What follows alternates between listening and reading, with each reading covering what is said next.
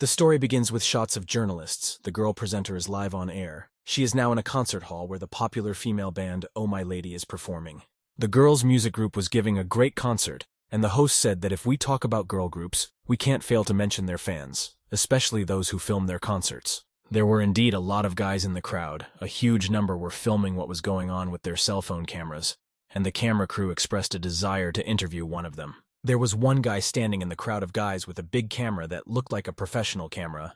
The host asked him if he had a specific girl that the guy was filming, and the guy said it was the youngest, Soa. Soa, full name Seorina, the youngest member of Oh My Lady. The reporter decided to ask if there was any particular reason for a guy's interest in a band member. The guy looked confused towards the camera crew and tried to explain the reason. First he said he just really liked the girl. Next he added that everyone around him knew her. And at the end he said he was just a pedophile. In the same hour after the guy's words and his unhealthy love for the artiste, the police siren played. There was already something going on at the city police station after the girl's concert was over. The newspaper's website had a loud headline with a portrait of the guy. It said that stalker Soa, a member of the band. Oh My Lady finally showed her face. The guy went to the computer and looked at the article, then tried to calm himself down by saying that he was a fan of hers and was only interested in her as an actress. He didn't think that if you put her name and the word admirer together, you'd get a word like that.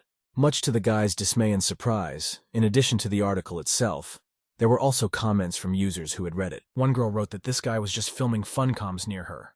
Another guy said he knew the coordinates of the horny fan and was ready to make them public. Another user said that the network already has even photos from the graduation of the pervert.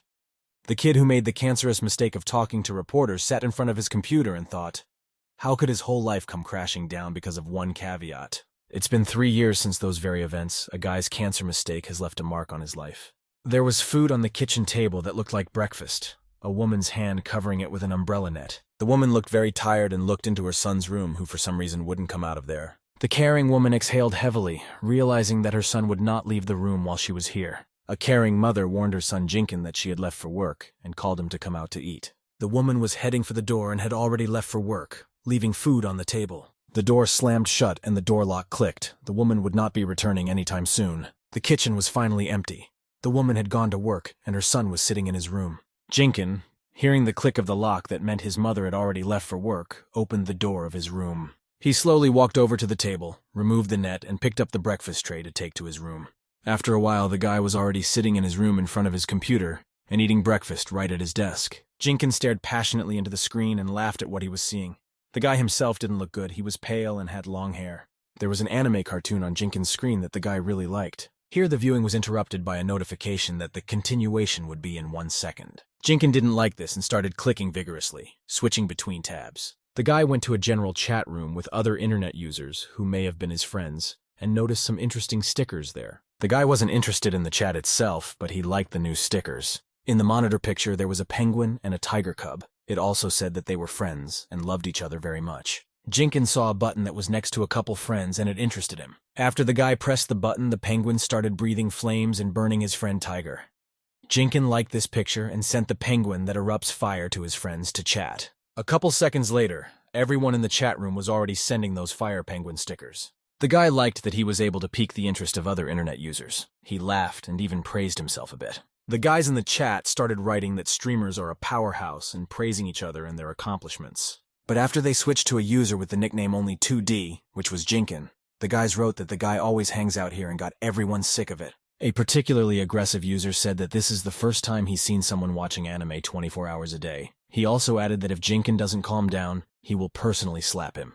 Jinkyong wasn't particularly upset about it and just called all chat users stupid human beings. The guy held his head and continued. He said that these people think that if you're even a little bit into anime, you're obsessed, but he as a normal person can't understand that. Jinkyong really only had one reason for liking 2D. On the guy's computer was a figurine of an anime girl he was staring at intently. Jinkyong continued that he likes 2D because they have never betrayed him yet. The guy spread out lying on his chair as if he wanted to look at his anime figure from below. After that pivotal day, Jinkyong received a diagnosis of dissociative disorder, but he already knew that the mana existing in this universe was flowing backwards in his body. To fit the whole world in his hand is easy. Here and now a guy makes decisions. He continued his thoughts. But then something distracted the boy from thinking about the world and himself. It was a squeak that pierced his ears. It was a small bee that flew from the kitchen into the guy's room, and he immediately turned in her direction.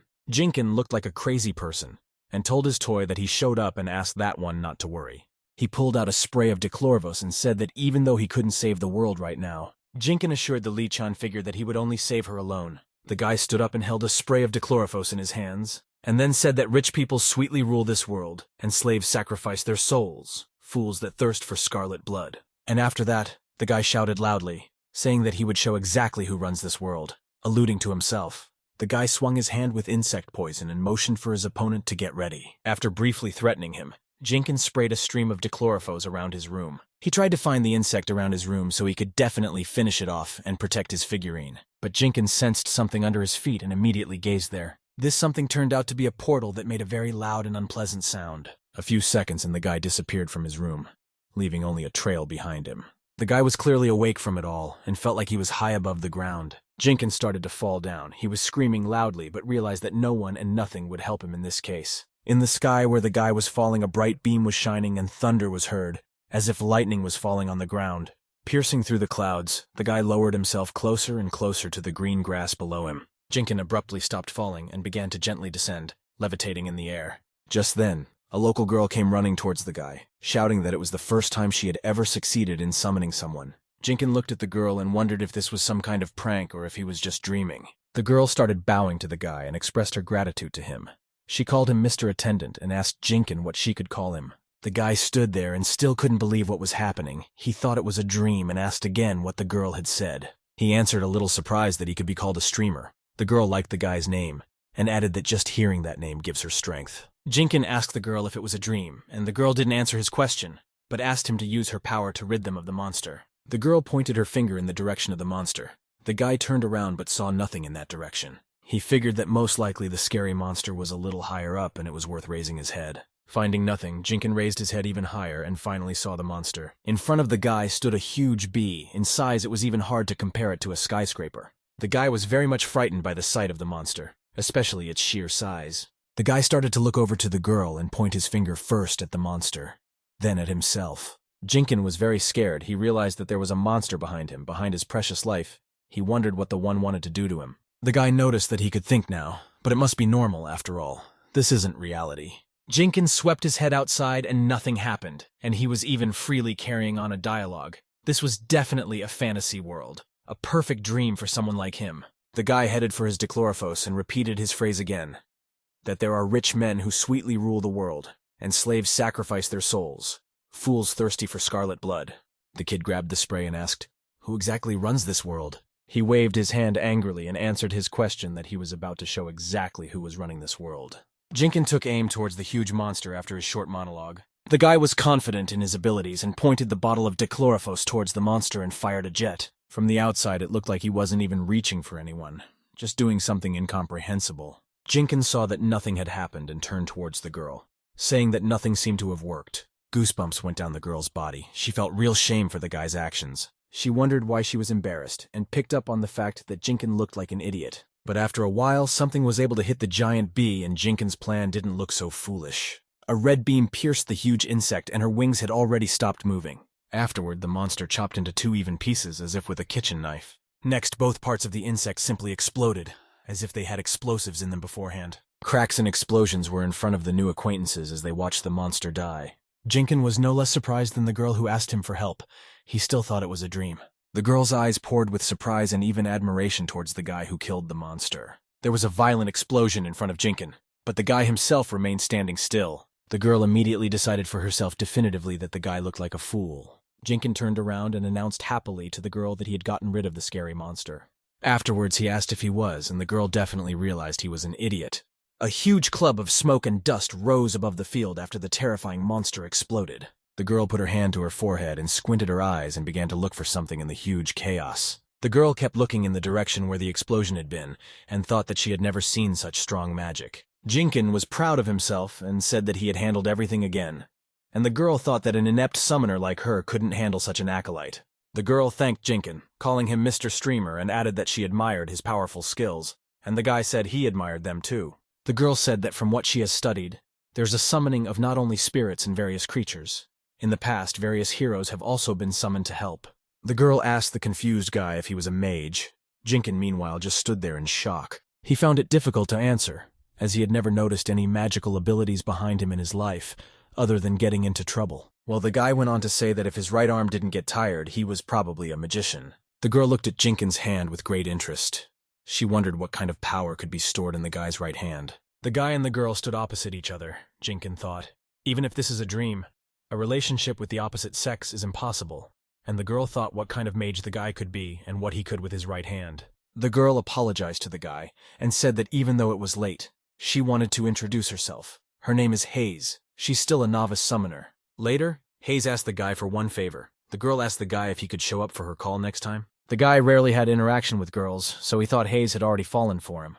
But he also told himself not to be embarrassed or he would lose right away. A slight realization came to the guy, and he asked the girl again how she introduced herself, and asked her to repeat her name. The girl closed her eyes and repeated to the guy that her name was Baby Hayes, but he could just call her Baby. The guy has flashbacks from 3 years ago when he told reporters he was just a pedophile and it really freaked him out. Jinkyong jumped away from Baby Hayes and was very scared, the girl herself trying to ask him if he was okay. The guy angrily lashed out at the girl and told the girl that she would be Ai-chan from now on, Hayes interjected, and Jinkyong replied that he would call her Ai-chan. The girl clearly didn't like her new name and reluctantly repeated it, while the guy turned his back to her and realized that the danger was over. After he started thinking aloud about the next summoning, he said he couldn't control his dreams. Jinkyong turned around and said that if he had a dream like that next time, they could definitely meet. The girl heard the rejection in the guy's words, but thought he sounded very gentle to her, like a song. Little Hayes was a novice summoner. She has no talent at all. A child like her before Jinkyong had never been able to summon anyone. It's really a dream that she was able to summon such a person, the girl thought. The girl said she was very happy to have had such a dream. She also suggested that the draft be cancelled. Little Hayes thought that she no longer had to rely on luck and needed to develop her own powers. She began to wave her wand and recite a spell. Jinkyong stood there in confusion. He was looking at the girl, listening to her spell and trying to figure out what she was doing now. The girl began to dictate a spell for the guest who had appeared here to return back. Little Hazy had finished with her sorcery and was already finishing her spell in front of Jinkyong. The boy heard a familiar word and repeated, "It was the word now." After that, the reverse happened. A portal opened in the sky and a powerful blue beam hit the guy. The boy remained lying in his room, exactly where he had entered the unseen world. Jinkyong opened his eyes as if he was really asleep and looked straight in front of him. The guy still had his creepy look and his legs dangling down from the bed. He was finally fully awake after his dream trip. The guy thought about the fact that after he stopped going out of the house, he focused on a few things. He remembered counting the number of letters written in the book. One of them had 80,062. 1 second at a time counted down the hours and 24 hours on the clock. Also, he read sentences in English backwards. And if you read the word done in Japan backwards, that's the end of Little Hayes' spell. Jinkyong yawned and assured himself definitively that it was just a dream and there was no magic. After the guy had the courage to turn on the computer again, he gave up those activities, but reading backwards in English became a habit for him. The guy felt a strange sensation. He had just woken up and should be full of energy, but for some reason he was already tired. At that moment it was daytime outside, and the sun continued to shine on Jinkyong's apartment. But after a while, it turned evening, the weather was gloomy and foggy, and the action continued at the guy's apartment. Jinkyong was examining the heel of his foot, which had some green stain on it. The guy didn't understand where it could have come from. He stared intently at his leg. There were leaves, sand, dust, and soil on the guy's leg that there was no way it could have been there. Jinkyong still decided to take the leaf in his hands to make sure it was real and it wasn't his hallucination. He also wondered what it was. After all, the guy wasn't sleepwalking.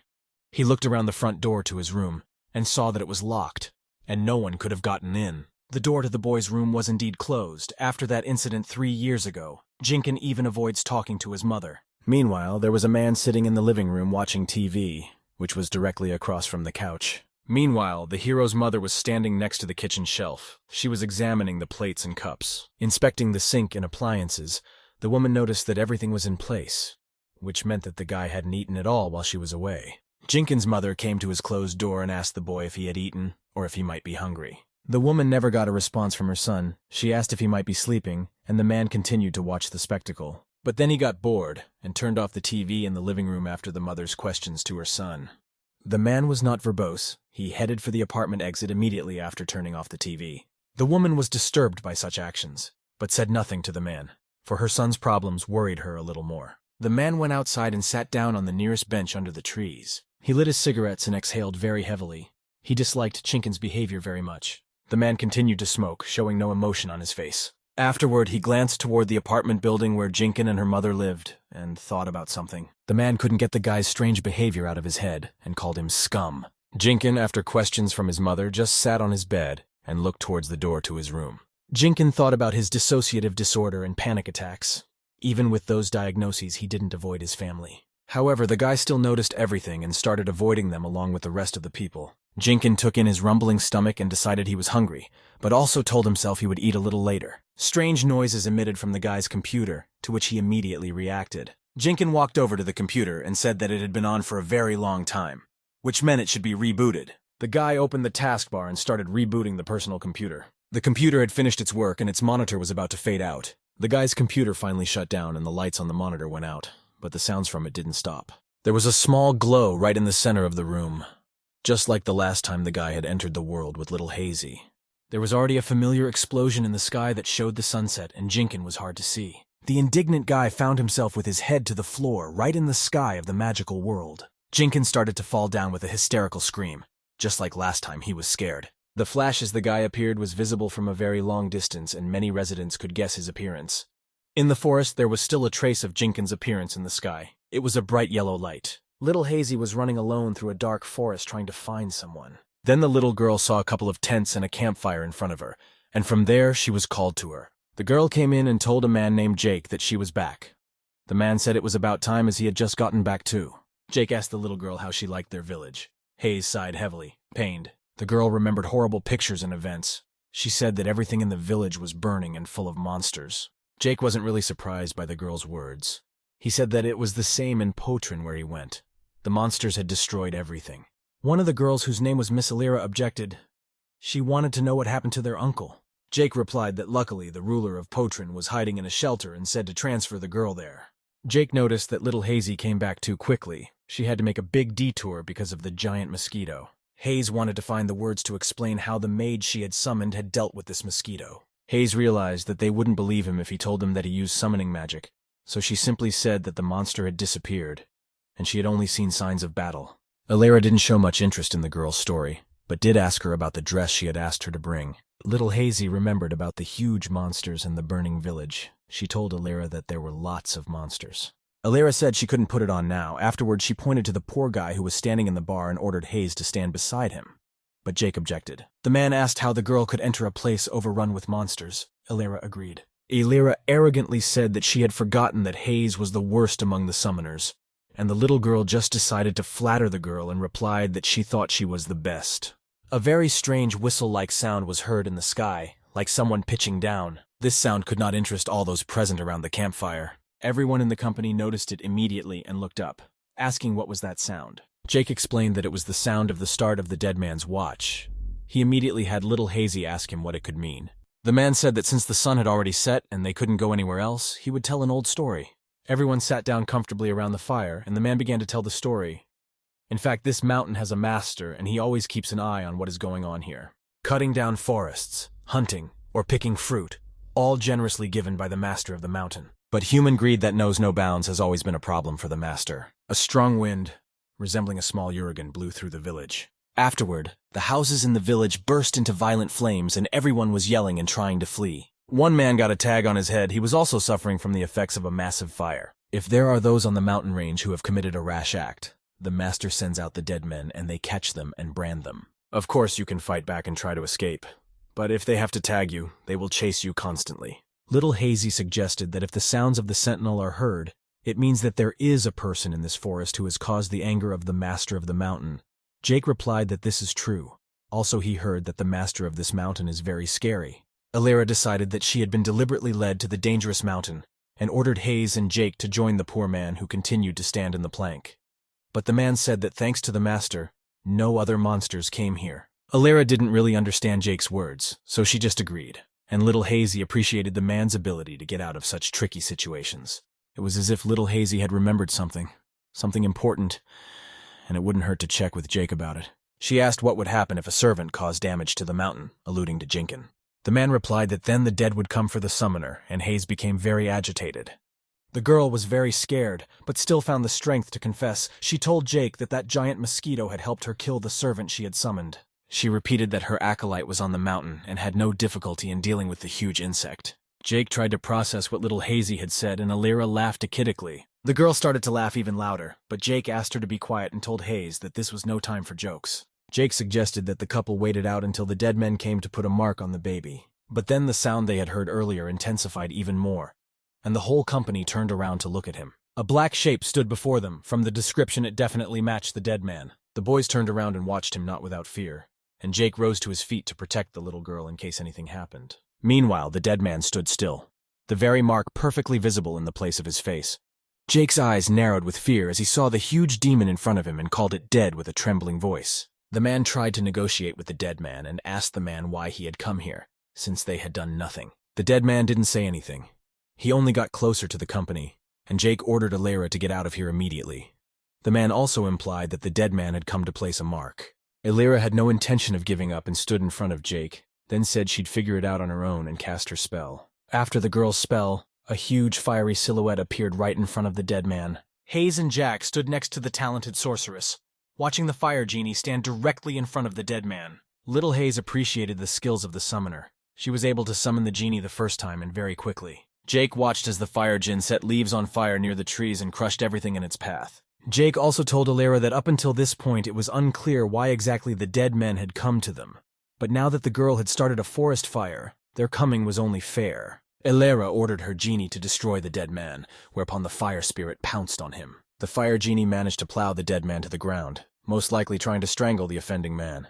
The fight between the dead man and the genie continued on the ground. Each was very loud. Their battle was fierce. While the spirits fought amongst themselves, Jake suggested that the girls leave while the genie distracts the dead man.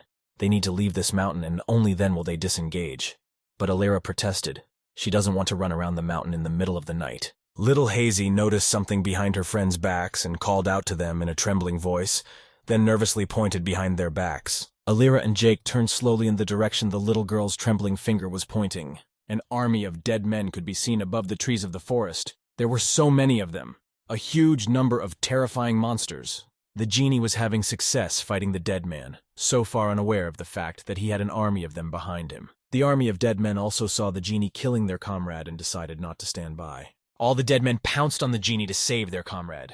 They were ominous and very loud. The group of friends decided not to test their fate, and shouted with one voice that they had to run away immediately, and then very quickly scattered in different directions. Some of the dead men left the djinn for their friends, after which they chased the boys. The violent confrontation with the genie had come to an end, and there wasn't even a light left of that one. And the poor guy that Alira had left in the plank continued to follow the punishment as well, unresponsive to what was happening. Little Hayes was running through the forest, fighting off her friends.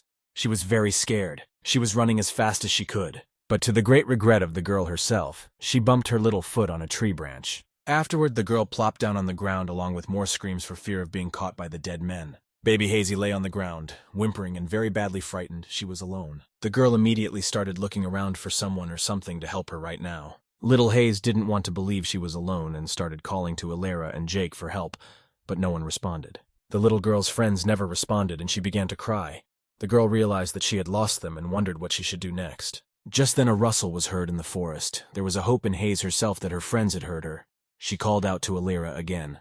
But unfortunately for the girl, it wasn't Alira, but a huge dead man who was looking right at her. Little Hazy's frightened eyes stared straight in the direction of the huge and scary dead man. She seemed frozen in place. The girl thought for a bit and realized that standing in front of a dead man was not a good idea, then turned around and ran screaming in the opposite direction.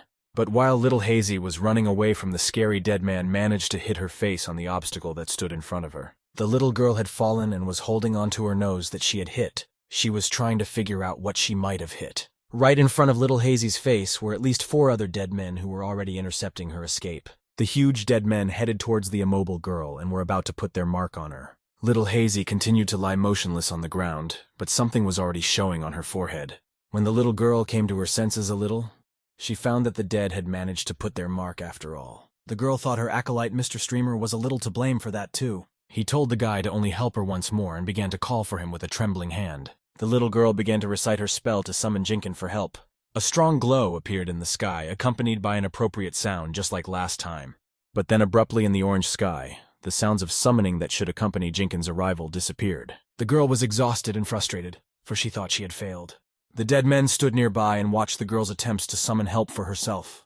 Little Hazy, with a mark on her forehead, abruptly realized that she had succeeded, but it was too soon to rejoice. The dead men stood over the girl's exhausted body, watching her call for her savior. The silhouette of a skinny guy with long hair could be seen from the mist and clouds. He himself was not saying anything yet. That silhouette of a skinny guy was Jinkyong. He said he was here again. It was amazing to him. The dead men continued to stand in the forest, ignoring the arriving Jinkyong. The dead men stood right above the head of Jinkyong, who had just returned to this world. Jinkyong was standing scared in the forest and holding a mouse in his hands. He was trying to figure out if it was definitely a dream. The guy started examining the computer mouse in his hands and realized that he had suddenly fallen asleep at the computer and brought the mouse with him. Baby Hazy lay there begging Jinkyong to save her, calling the guy Mr. Streamer. The guy looked toward the little girl and called her by the name he himself had given the girl, Ai-chan. Later, Jinkyong decided to look a little higher up in the trees to see what to save the girl from, and noticed huge dead men, which scared him a little. Jinkyong stood frightened and didn't answer anything. He only thought about having to save the girl from the horrible creatures again. He also assumed that if this wasn't a dream, it was very dangerous here. Jinkyong grabbed his head and asked himself to think he had already dealt with monsters much bigger than these. The lad asked himself, why in the world then was he neglecting his abilities? Later, Jinkyong told himself that no matter how it is, this world is for him and he is not afraid of anything. Further, the guy called the dead men as scoundrels. Jinkyong began to threaten the dead men who stood over Baby Hazy, but they did not react to him in any way. Jinkyong ran to his summoner and asked her if she was all right, and the girl herself said she didn't understand a word of what he was saying. The guy ran a couple meters and said he hadn't done it in a while. It was amazing. Suddenly he ran and couldn't breathe anymore, and Little Hazy apologized for calling for that one during his workout. The guy said he didn't know what to do since he didn't have his mosquito spray. The girl interrogated the guy about what he was talking about, and he corrected the mosquito spray to a magic tool. Little Hazy asked again about the magic tool, and the guy agreed, and only added that if you shook it and sprinkled it in the right places on your body, it became an unusually strong weapon of defense.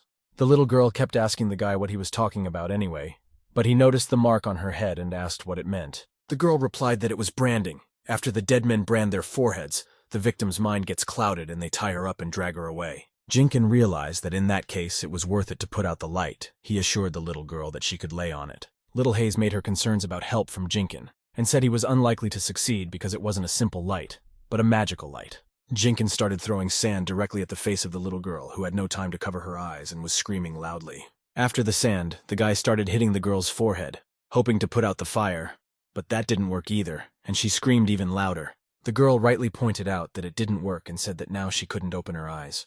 Her forehead was also burning and the fire was even hotter. The guy realized that wasn't going to work either and just spit right into Little Hazy's forehead. This time the guy's saliva had finally helped by now, and the magical lights began to slowly go out. Jinkyong told the girl that the light was finally gone. The girl also noticed that the rope was gone as well. The dead men watched as Jinkyong succeeded in removing the stigma from Baby Haze's forehead. One of the dead men reached out to Jinkyong, trying to take the boy to him. But Jinkyong was not confused and found a counteraction. He simply spat on the dead man's hand. At the dead man who held out his hand, it began to glow blue, and it was obvious that something was wrong with it. Jinkyong guessed that if saliva got on the dead men, they would disappear. So he threatened them to challenge this body and learn the power imprisoned for 10 years. In front of the surprised guy who had just saved Little Haze, the dead men were already gone. Here, Jake and Alera, who had summoned 2 fire genies, stood and prepared to fight off the dead men. Jake told Alera to run away first, and he would handle everything himself.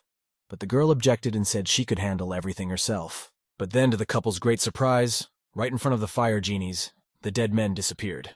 Jake and Alera were surprised. They asked each other, what was that just now? The man said the dead men couldn't just let them go, so he asked again, why did this happen? Instead of dead men, Jack heard even more frightening sounds and was already guessing something. A huge white spot appeared in the dark sky, and all the dead people went upstairs. Along with the huge blur, the eerie sound from the dead men was replaced by an even more ominous one from above. Jinkyong and Little Hazy stood frightened, for they thought the boy had succeeded in defeating the dead men. Jake and Alera watched as a new silhouette loomed on their horizon. The new monster was much larger than the dead men, with an ominous sound emanating from it that was even more frightening. Apparently, Jake recognized the image of the huge creature that hovered over the forest. It was the host. Little Hazy and Jinkyong were also frightened as they looked towards the huge monster. None of them had ever encountered such a thing before. The troublemaker that Alera had put in the bar also took notice of his master, but still continued to carry out the punishment. It was as if the master of the forest was gathering from all the dead men into one and growing bigger and scarier. After a short time, the master had already gathered himself finally and began to growl intimidatingly against the backdrop of the full moon. The forest master dispersed the clouds around him. His size was unimaginable. The frightened couple continued to stand and stare at the huge monster, unsure of what to do next. Jinkyong didn't understand the seriousness of the situation, and said that the master waved his hand quite well. After a powerful stream of wind, Jinkyong and Haze flew far behind. The monster stood and looked at the hurricane he had created with one sweep of his arm. The forest master continued to stand in front of the full moon, after sending Jinkyong and Haze away from him. The pair hit the ground where Jinkyong passed out and lay motionless next to the girl. Little Hazy tried to wake up her savior. She begged him to wake up. Jinkyong lay powerless. It felt like his body was made of glass. The boy looked again at his mouse and wondered what he should do with it, for there was nothing else he could take. Later, the guy remembered that it was wireless, and that should help him somehow. The girl saw her savior get to her feet, and Jinkyong was about to ask her for something. The guy asked if the girl could fulfill his request if he got rid of the monster. Little Hazy didn't think long and didn't interject, but immediately said that she would fulfill the guy's request. Jinkyong stood up and headed towards the forest master, before saying that there was no choice and would have to go back. The girl looked at the guy and said, "Here we go again, he looks like a fool again." The guy would open the lid of a computer mouse and say he was faster than sound, and she was hotter than fire. The girl plugged her ears so she couldn't hear anything, and the guy continued his incantation, saying, "Let's combine our powers, even the icy polar air." Even the icy polar air could be a breath of life-giving breath. After the spell, Jinkyong thought that if he launched those 10 billion volts, he would easily wipe the monster into powder.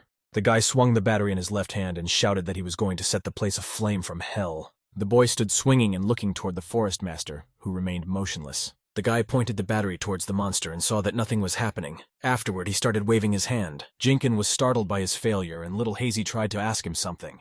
She tried to cheer the guy up and told him that he would definitely make it the second time. Or was it still better to run away? Jinkyong chuckled and said that Hazy was right. It was worth trying again. The guy flipped the battery contacts and said that in addition to everything else, it also needs to be held correctly. A strong discharge shot out from the guy's hand, which threw Jinkyong himself far back. The discharge also hit the forest master himself. It could be seen that he was badly damaged by it. The huge monster began to scream even louder, but this time its scream was in pain. Illyra and Jake stood there, not realizing who could have hurt the very master of the forest so badly. The guy Illyra had left to serve his sentence next to the fire didn't even move after that. Little Hazy herself in front of the lying Jinkyong was looking at the result of his magical power. The huge monster continued to be struck by the strong discharges of electricity that Jinkyong had launched at it. The mountain master seemed to collapse from the heavy damage on itself, and the explosion around it could be seen. Over the forest, where Jinkyong had defeated the huge host, the clouds had thickened and the weather had become very overcast. Jinkyong was lying on the ground with no strength, and Little Hazy tried to call out to him to ask if he was okay. The guy jumped up abruptly and turned toward the little girl. He shouted at her that there couldn't be ticks on Leia-chan's body. Little Haze was initially startled by the guy's behavior, and even covered her face with her hand out of fear. Later, the little girl called Mr. Streamer and added that he was the best.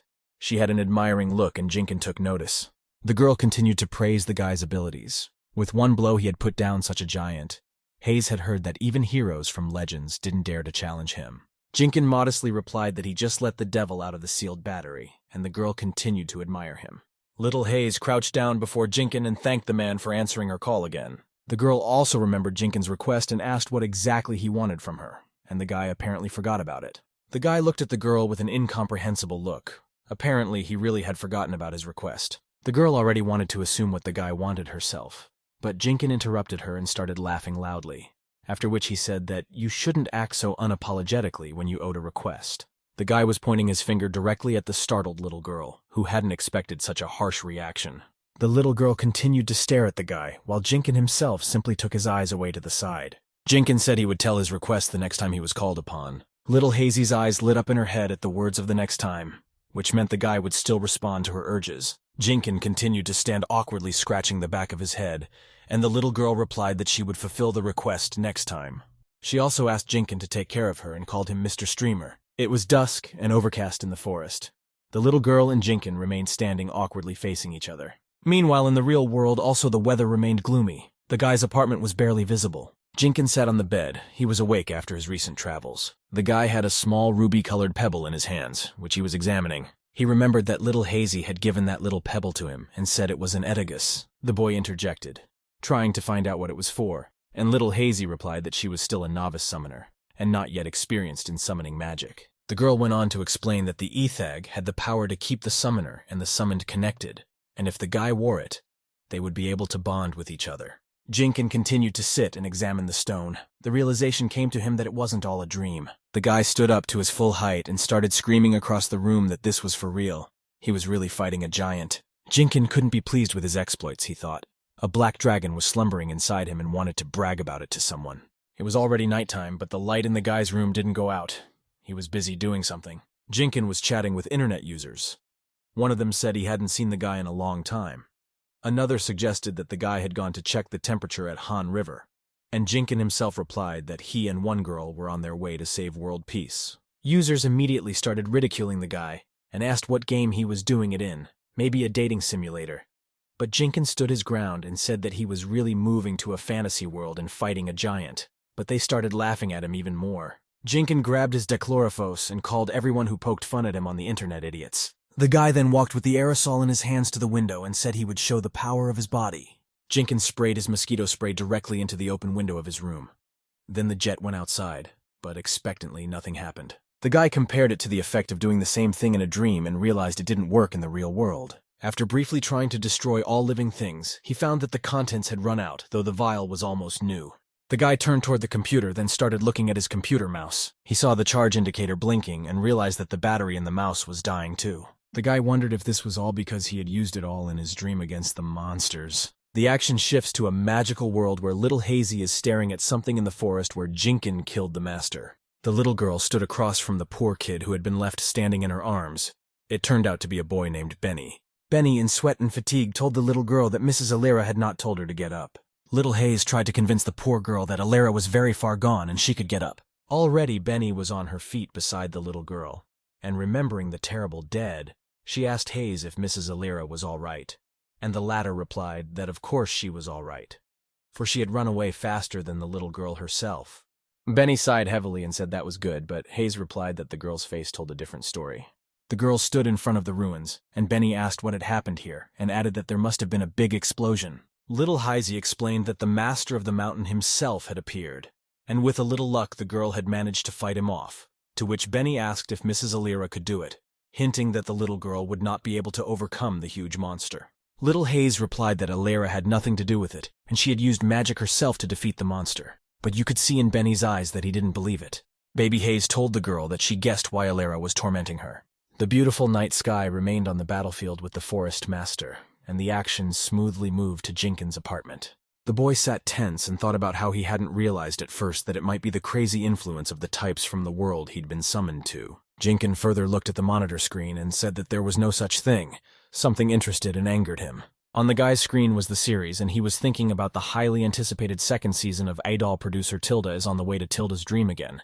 He completely forgot about the subtitles for the first episode. Jinkyong told himself that he could handle the mental attacks. Such was the fate of a legendary acolyte. Here the series started, and the guy noted that this anime has good drawing, and started watching with interest. The reporters chatted with Zhao and gushed that it had been a long time since she had starred in different shows, and the girl agreed, also adding that she was in shock. The girl said her real name was Sorina, and she was bullied as a child, asking, "Are you a lieutenant or a colonel?" The host asked what the girl was saying in response, and the girl said she was just saying that her last name was Seo.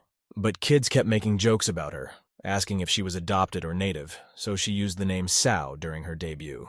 The host remarked that it was a big horror and added that the girl had to go through a lot, and Xiao replied that she didn't even think about it. Wouldn't it be better for her to stop doing it until she graduated from high school? The girl also recalled an incident and wanted to tell what the name Soa meant to her after that, but Jinkyong turned off the TV. The guy was shaking and trying to figure out what he had just watched. He was nervously clutching the remote. The guy said he met the girl at fan sites and fan meetings. She shook hands and even talked. She always thanked him for coming. Even though they knew each other a little, but at least he wasn't that kind of person, the girl had to say it was just a bad joke. With time, Jinkyong put his thoughts in order. Of course Xiao wanted the attention, becoming the unfortunate victim. In fact, the girl became even more popular after that incident, and Jinkyong was attacked by the entire internet, and there were angry posts and comments about him everywhere. The kind and friendly image is only for the airwaves. There's no way to know what they're all really like. That's how the guy thought of the idols. The girl on the computer screen told her producer that she wants to give her precious fans more happiness. She seems to be missing a lot. Tears came to Jinkyong's eyes, and he started to shout no. He was addressing Emiri-chan. He was assuring the girl in the screen that she had enough of everything right now. Emiri-chan in the monitor screen started crying and said she was really missing something. Jinkyong thought that this little girl was crying for him and asked her to stop blowing tears. Emiri-chan broke all of the guy's antipathy towards the adults from Season 1. And in Season 2, softened his heart in the very first episode. The boy pounded the table resolutely and assured himself that he couldn't just sit there. Jinkyong took his Lei-chan figurine and asked for her forgiveness. He also added that although her trying cute image of someone who gets unfair treatment in the Crystal Kingdom because of her animal odor is really good. But there is one but. But from now on, his favorite character is Emiri-chan, the guy said, and put the figure in a drawer. The guy shouted sorry once more in frustration and slammed the drawer in his desk with the figurine inside. After his parting with his favorite figurine, the guy thought it was worth ordering one of Emiri-chan after he stared at the monitor screen. Jinkyong also said he had his mom's credit card and started actively clicking on the computer mouse. While searching for an Emiri-chan figurine on the vastness of the internet, a guy had something that caused a huge surprise. The guy was looking through the options on one of the websites and saw a figure of Emiri-chan in a bikini on the beach. Jinkyong was angry. He thought that if users loved the series, of course they should take the original figure. The guy read smutty product reviews online and thought how could anyone pay attention to just a girl's body. Jinkyong was angry. He called the buyers vile perverts and added that Emiri-chan deserved only love. The guy went on to read comments from vile perverts at the same site. His like was falling out of his head. Apparently he found the comment that pissed him off the most. One user wrote his formula for happiness, namely lick once on one day, and he stays satisfied. The guy also ordered an Emiri-chan bikini figure. Payment was completed, and the purchase itself cost 58,800 won. The guy got up from behind his computer desk and started looking out the window, then mouthed that the price was not cheap for happiness. In the store at the cash register, a woman was punching out items and serving another customer. But then the cashier was distracted from her work by a message that arrived on her phone. It was Jinkyong's mom, and she was surprised at someone texting her while she was working. The woman reached for her phone and saw that it was a message from the bank. She realized that her son Jinkyong had bought something new. The visitor did not like the fact that the employee was distracted by the phone and asked the woman to count everything faster. The cashier herself apologized. Later, Jinkyong's mother went back to work, but still wondered what could have happened. Did her son really think of going out? Meanwhile, in Jinkyong's room, everything remained unchanged, the guy staring at the monitor screen. Afterward, he pushed back his chair and moved around a bit to the music from his computer. Next, Jinkyong turned off all the lights in the room and drew the curtains, then fell asleep. Waking up, the guy still continued to stare at his computer screen. Jinkyong yawned and said that the first season has been watched. He also remarked that it remains a masterpiece the second time around. On the guy's desk was the very stone that little Hazy had given him for the connection between worlds. The stone lay there, and it was as if it was looking at the lad himself, asking him to pull himself together. Jinkyong thought about how his summoner was doing. He further assumed that if the guy wasn't being summoned, he must be fine. But Jinkyong dismissed the idea of using the stone and assured himself that he shouldn't worry about it. But the boy's thoughts were distracted by the sound of the doorbell, which made Jinkyong bounce in his chair. The guy went to his intercom and saw the delivery man in the cell. He was a little freaked out. Jinkyong thought to himself, would it be better to ask him to leave the package with the guard and leave? But later the guy gave up on that idea and grabbed the door and told himself that he was brave even in a battle with a huge monster. Jinkyong assured himself that he could do anything, and the courier was already standing at his door introducing himself. The courier didn't hear back from the customer for a long time, and just stood under the door waiting for Jinkyong. Jinkyong asked the courier to leave the package under the door and leave. The guy's voice was a little scared. And then Jinkyong in front of the front door heard the words of the courier, who agreed to leave the package under the door. Jinkyong was proud of himself. He told himself that he had succeeded and was able to talk to a real person. Jinkyong looked at the clock in the living room and said that now we need to schedule the time, so that the courier has time to enter the elevator and come down. The guy thought it was worth waiting 30 seconds. 30 seconds passed, but Jinkyong still didn't dare. He said he would wait another 10 seconds. The guy walked back to the door and said he could now pick up the package in a flash. Jinkyong stood and worked up the courage to leave the threshold of his apartment. He took a deep breath. And on an exhale, the guy told himself it was already time to go and was full of determination. Jinkyong quickly extended his palm to the doorknob. Afterward, the guy pulled the handle down sharply. But then the lock did not open, but only made an unpleasant sound. Jinkyong recoiled back as if from an electric shock that emanated from the castle. The guy didn't give up and headed toward the front door again. He grunted in frustration and stared intently in the direction of the door lock. He realized the door was closed and started looking for ways to solve the problem. Jinkyong kept looking at the door lock and realized that his parents had changed the password. But the guy didn't lose hope and reaching out to the panel said he'd guessed the new password for the door. The guy pressed the button and began another attempt to finally open the front door. He quickly dialed the numbers on the lock's keypad and pressed the confirmation button. Afterward, he swung his hand on the doorknob. The guy realized that he finally had it all worked out and could go out to pick up the package. With a feeling of triumph and shouting that he was finally able to break the lock, the guy walked out the door. But to his great regret and embarrassment, there was a neighbor across from his door who was opening her front door. The neighbors only looked at each other awkwardly, but no words were spoken. Afterward, Jinkyong was scared of the girl and ran back to his house. He quietly carried the box to his doorstep, while the neighbor continued to watch the strange guy.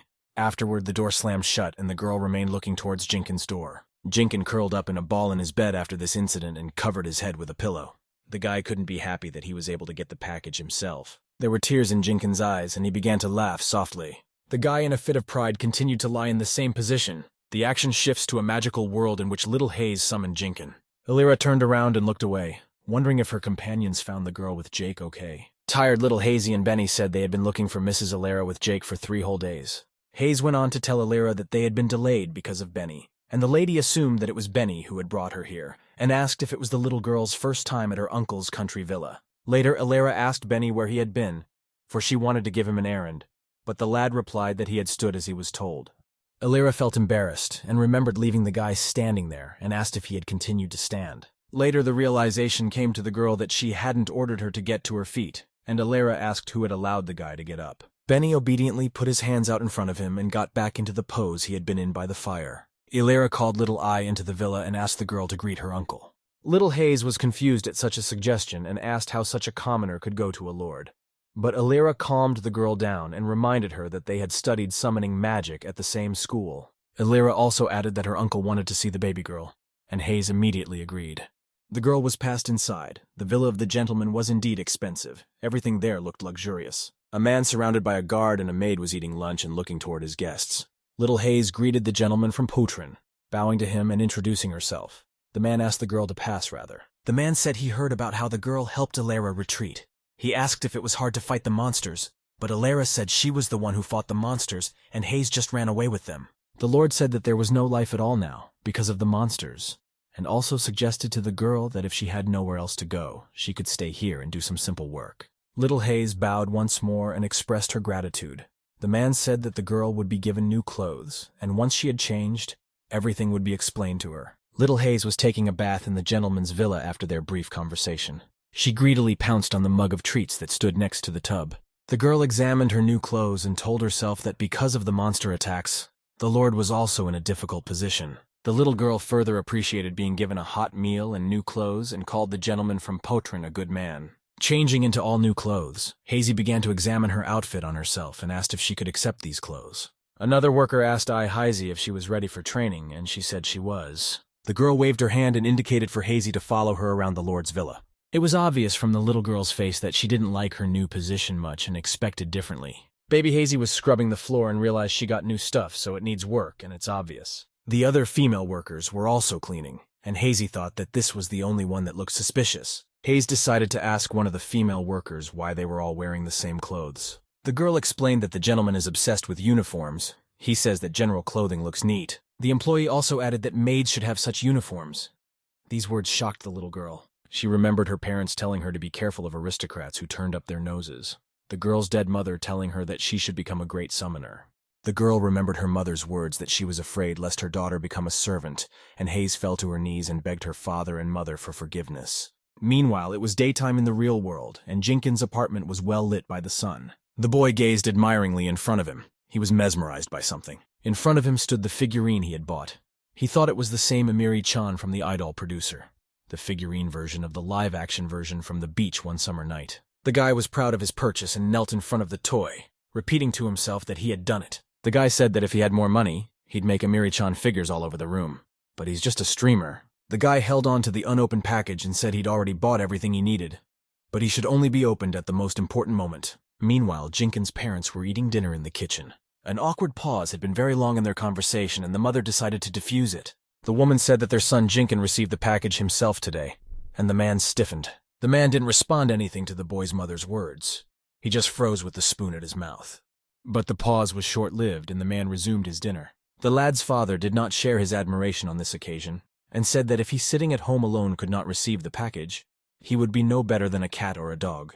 Jinkyong's mother didn't respond to this in any way, and just continued eating dinner. After dinner, the family members went about their business, with Jinkyong's mother washing the dishes. While the woman was clearing the table and washing dishes, the boy's father was sitting at his computer. A man with a cigarette in his teeth stared intently into his monitor screen.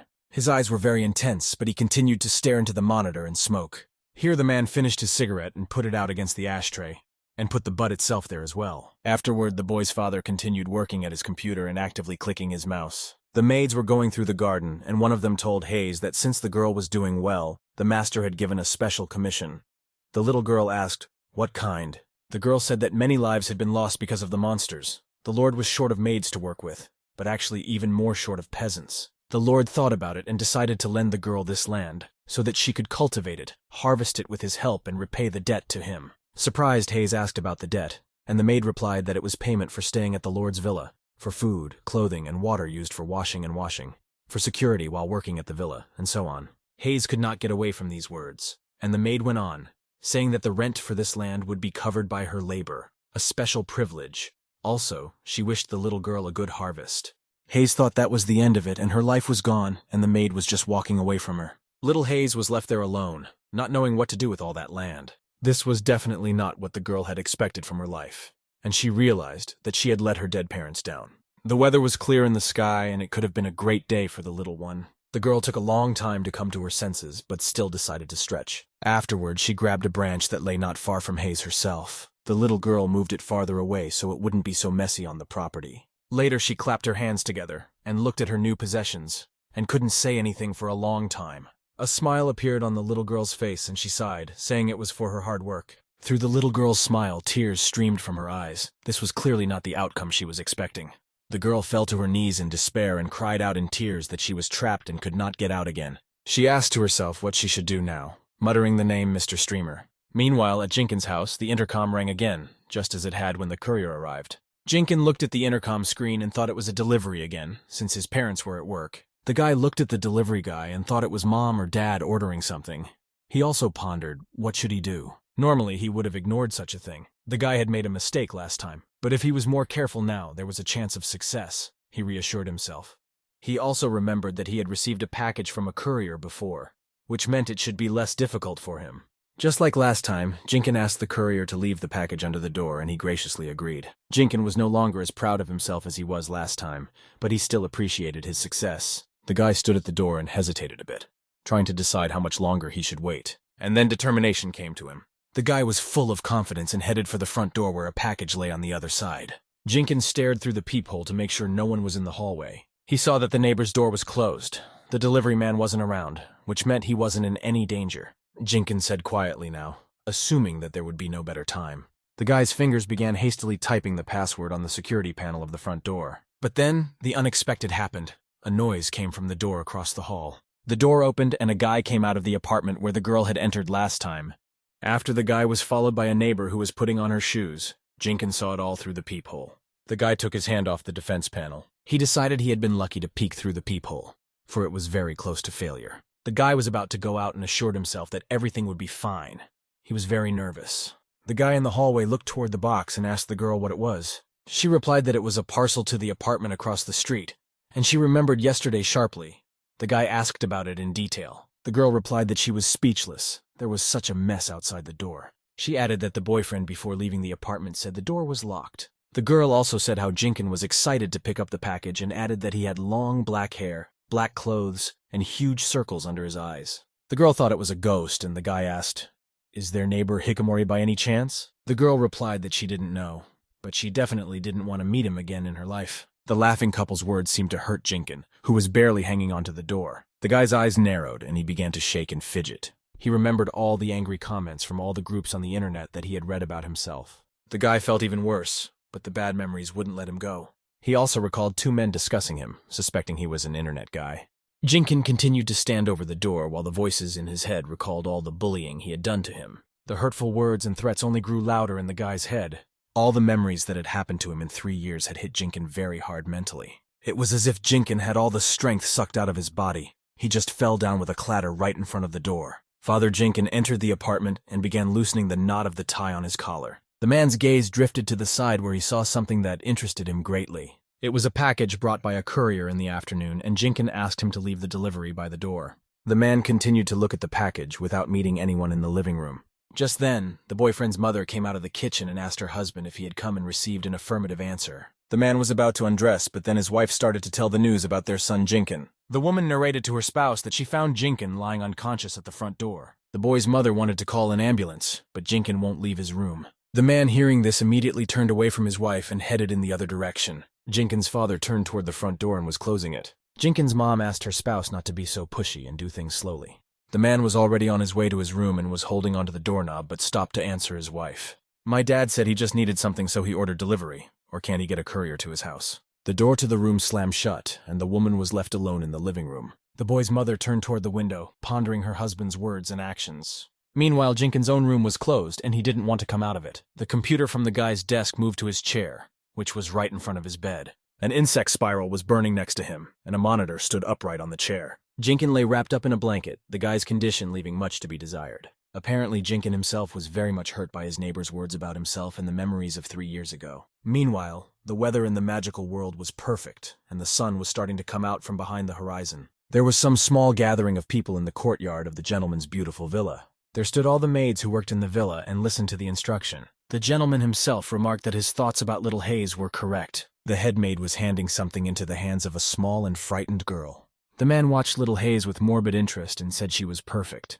The black dress and white apron fit her perfectly. All the maids continued to listen to the instruction while the master peered out at little Hayes from the villa window. The main one of the maids said that she had finished handing out the master's instructions and asked her to try her best during the robot today as well. Then ended the instructions. The little girl walked quietly down the path and thought she was a maid, a cleaner, and a peasant, plowing in the fields from lunchtime, cleaning at night or doing nobody's business. The guys were working in the field and the girl noticed them. They are guards and peasants, working in the fields adjacent to the villa, and with the monsters approaching, fighting them. The maid and the cook, the hunter and the doctor all survive burdened with the right things to do, Hayes continued. This is the price they all pay to the Lord, but the girl was tormented by the question why. Little Hayes is very hurt by this, but if she is alone she won't be able to survive. But with such a life, the girl would definitely become a slave, and she was very much frightened by this thought. The girl remembered the note that had been handed to her. It was the Lord's instructions, and she decided to read them. There are people working in places where monsters still roam. Take care of safety. Prepare well and fight. Let not a single person get hurt. The girl tried to think over what was written in the note, for he had not expected such an instruction. Baby Hayes was all pissed off by this, and all her stuff fell from her hands to the ground. But she had no choice. She only grudgingly asked what this gentleman was carrying and went on her way. The girl was finally able to reach her field and saw some critter tooling around in it. An indignant little Hayes looked toward her field and tried to make sense of it.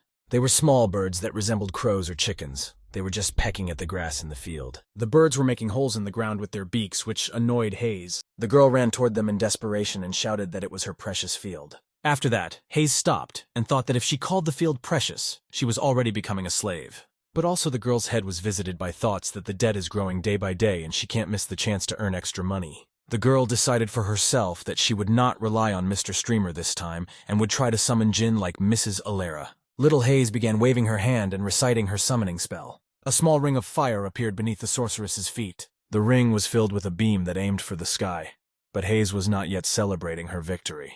The fire spirit that Jake and Alera had summoned before jumped out of the ring. The little girl's eyes filled with hope, and she watched the Jinn come in. But in the end, instead of a huge genie, a small light appeared at the little girl's feet. The girl crouched down and moved her hair out of her eyes to get a better look at what she had gotten. The realization came to little Hayes that she hadn't been able to summon Jinn. She felt a little resentful. Here Hayes couldn't stand it and didn't call out to anyone else. He took the hoe and ran toward the birds. With a mighty swing, the little girl struck close to the birds to drive them away. The birds were of course frightened of the girl with the hoe and ran somewhere far away from here. The girl shouted about the anger of the peasant woman, but afterward threw down the hoe, saying that it was not so. The little girl sat on her lap and said that even a hoe was stronger than her magic. Could she really become an agriculturist? Meanwhile, the story moves back to the Lord's villa. Jake came to Alera and her uncle, the host greeting the guest, though not particularly enthusiastically. A frightened Alera asked Jake what was wrong with her father. The man replied that all was well. The Lord and King were taking countermeasures against the monsters. The master asked Jake if he had been able to find out the reason for the monsters, and he said he had, which was why he had come here. A while later, the action continues in the same villa. The Lord and Alera sit at the same table with the hooded guy, the maid serving them meanwhile. The Lord said that if the lad was sent by the king, it was very good, and asked him to speak faster. The guy said he obeyed the Lord and introduced himself. He's a mage from the northern part of Calithian Ronian. Illyra was surprised and asked the guy they still existed, and the mage replied that they did. There were many in the past, but now they were almost extinct and were studying summoning magic. The Lord also remarked that he hadn't seen a mage in years. Afterwards he asked the lad if he came from the north of Calatin. The lad again replied that that was where he came from, and added that it was the place where there was a passage to the sky for the monsters. As the Lord knows, humanity has sealed the passage to stop the monsters. On the continent of Kailiot, for the sake of healing this seal, mages and soldiers have been called in to help, and they were able to hold back the flow of those monsters, which many years later, after making a hole in the passage, still broke out. However, at one point they could no longer hold them back and the monsters broke out. And eventually Kaliota was reduced to ruins, and the monsters that had escaped began to slowly move south. Everyone at the table was horrified by this news. They asked what had become of the Arrayas closest to Kalioti. If they can't make it to southern Arrayas, they won't make it to Korra. But while the guy was on his way to relay the news from the north, something happened. The lad had seen with his own eyes how the country of Arrayas had already become a battlefield for monsters. The Lord continued to listen attentively. The king has sent soldiers to Arias to help, and he himself is about to embark on an expedition to discover the cause and find a solution to the catastrophe that has occurred in the north. Illyra asked again about the expedition, and the lad replied that he had been told of a qualified man whom the Lord might recommend to them for a team. He was told that the best summoner was here, and the lad asked the Lord if it was true. An awkward pause hovered over the conversation, Illyra trying to find something to answer the guest mage. Benny called the question rude and added that everyone knows Illyra is the best draft pick. After his words, Benny moved back to his pose, from which he had not yet been ordered to get up. Illyra got up from the table and said that she had gone to a school that trained the best summoners, but she needed to think about it. The mage replied that he understood the girl. Meanwhile, the sun was already fading into the sunset and the day was slowly coming to an end in the magical world. Baby Hayes sat scared in the field and hysterically repeated that it was too wide, so she just planned to try it out. The girl looked at the small sprout and thought about why it had sprouted. It should take 5 days. The little girl roared over the sprout and complained about her innate talent for farming. The birds that had annoyed her in the morning returned to the girl and began to caw loudly. Hayes heard this and called the birds creepers. She realized this was another problem. She grabbed a hoe and complained about them coming again, even though she was sick of it. The girl held her hoe threateningly in her hands and told the birds that they had come to her field again, and threatened them not to come here again. But then apparently she saw something behind the birds that attracted her interest much more. A huge crow, the size of a small mountain, that looked right at the little girl. The girl got a little nervous and told the birds that this time they decided to bring their mom. The city could barely see the sun in the overcast sky. The weather was depressing indeed. Jenkins' mood matched the weather outside the window. But then the guy abruptly opened his eyes and woke up. Jenkins saw the stone Heisey had given him start to glow and jumped up abruptly from the bed. The guy wouldn't throw off his blanket, thinking it was dangerous outside. He continued to have a panic attack. The stone kept glowing, moving, and making strange noises as if it were a telephone. And Jenkins himself continued to stand still and think about the fact that outside of the blanket, one could die. But the lad was seized with a fit of courage and he slipped his body from the shackles of the blanket. Jenkins smiled, and there was even a smile visible on his pale face. Perhaps he was glad to be called upon by little Hayes. The shield from the outside world that the blanket served as finally fell off the guy. The pale Jenkins said that if he was going to die, it definitely wouldn't be today, and took the stone in his hands. Already a familiar and customary procedure for the guy as his room is flooded with blue light. Jenkins is transported to a magical world. In the sky stands a beam of the same color as his room. The boy kept straight for the field where little Hayes met the huge crow. Crow looked up to see what could accompany such a sound in bright light. Little Hazy immediately realized it was Jenkins flying and started greeting him, calling the guy Mr. Streamer. But later apparently something embarrassed her and she got a little shy. The little girl with the hoe in her hands was something displeased at the appearance of the fellow she had summoned. This time, unlike the others, Jenkins had already descended in a flashy and beautiful manner, and his appearance was accompanied by music. The guy himself with the bag on his shoulders adopted his new pose, which he had invented especially for such an occasion. The music continued to play and Jenkins landed without looking around. The guy was sure he looked cool. Baby Hayes was shy of Jenkins and called his movements embarrassing. Jenkins had already landed right in front of the huge crow, but he didn't stop humming his music, and Hayes covered her ears so she wouldn't hear it. The little girl turned away and tried to hide. She herself had never been so embarrassed in front of monsters before. Jenkins' foot finally came down and was able to feel the ground, and the guy took the first step. Immediately after landing, the guy didn't say anything. He waited out the pause for everyone to see him. He twitched a little, standing on one leg and lifting his head up a little, said adventuring. Experiencing Spanish shame, little Hayes was afraid to show her face to the monsters. Next, Jinkyong still stood in his usual pose and told the monsters that their lonely souls would fall before his great power. Jinkyong turned around and turned to Hayes, whom he called Ai-chan, and asked her to wait a bit. Turning around, Jinkyong saw the girl hiding and covering her ears. He asked what was wrong with her. Little Hayes couldn't hear the guy or see, and Jinkyong himself threatened the monsters that they would answer for what they had done to the girl. The guy pulled out a lighter and started showing the huge bird, who had never seen it before. The boy explained that it was a flame, the embodiment of destructive power, the darkness taking root here. But he was not allowed to finish his sentence. A huge crow interrupted the guy's words with its loud carcane and strong wind. Jinkyong almost flew away from such force, but still stayed on his feet and told the monster that it was wrong to interrupt him when he was voicing the text of the sentence. The guy started lighting a lighter and saying it was a wild flame and a scary weapon, but the crow wasn't much interested in his words and continued to caw loudly. Jinkyong was already very angry and said he liked the chicken better roasted. A huge jet of flames came out of Jinkyong's lighter, burning everything in its path. Jinkyong struck the neck of the crow to cut off its head and kill it. Everything around it was burning. The crow's head flew off in the other direction from the guy who was pathetically humming some song. After Jinkyong decapitated the crow, he directed the powerful flame from his lighter upwards. He called his implement his father's #1 best lighter and swung it toward the crow. Jinkyong shouted a shattering shout and then cut the huge crow's torso into 2 halves. The body of the decapitated bird had been cut clearly down the center as if by a very sharp knife. Afterward, the place where the huge crow's head was glowed with a bright red light.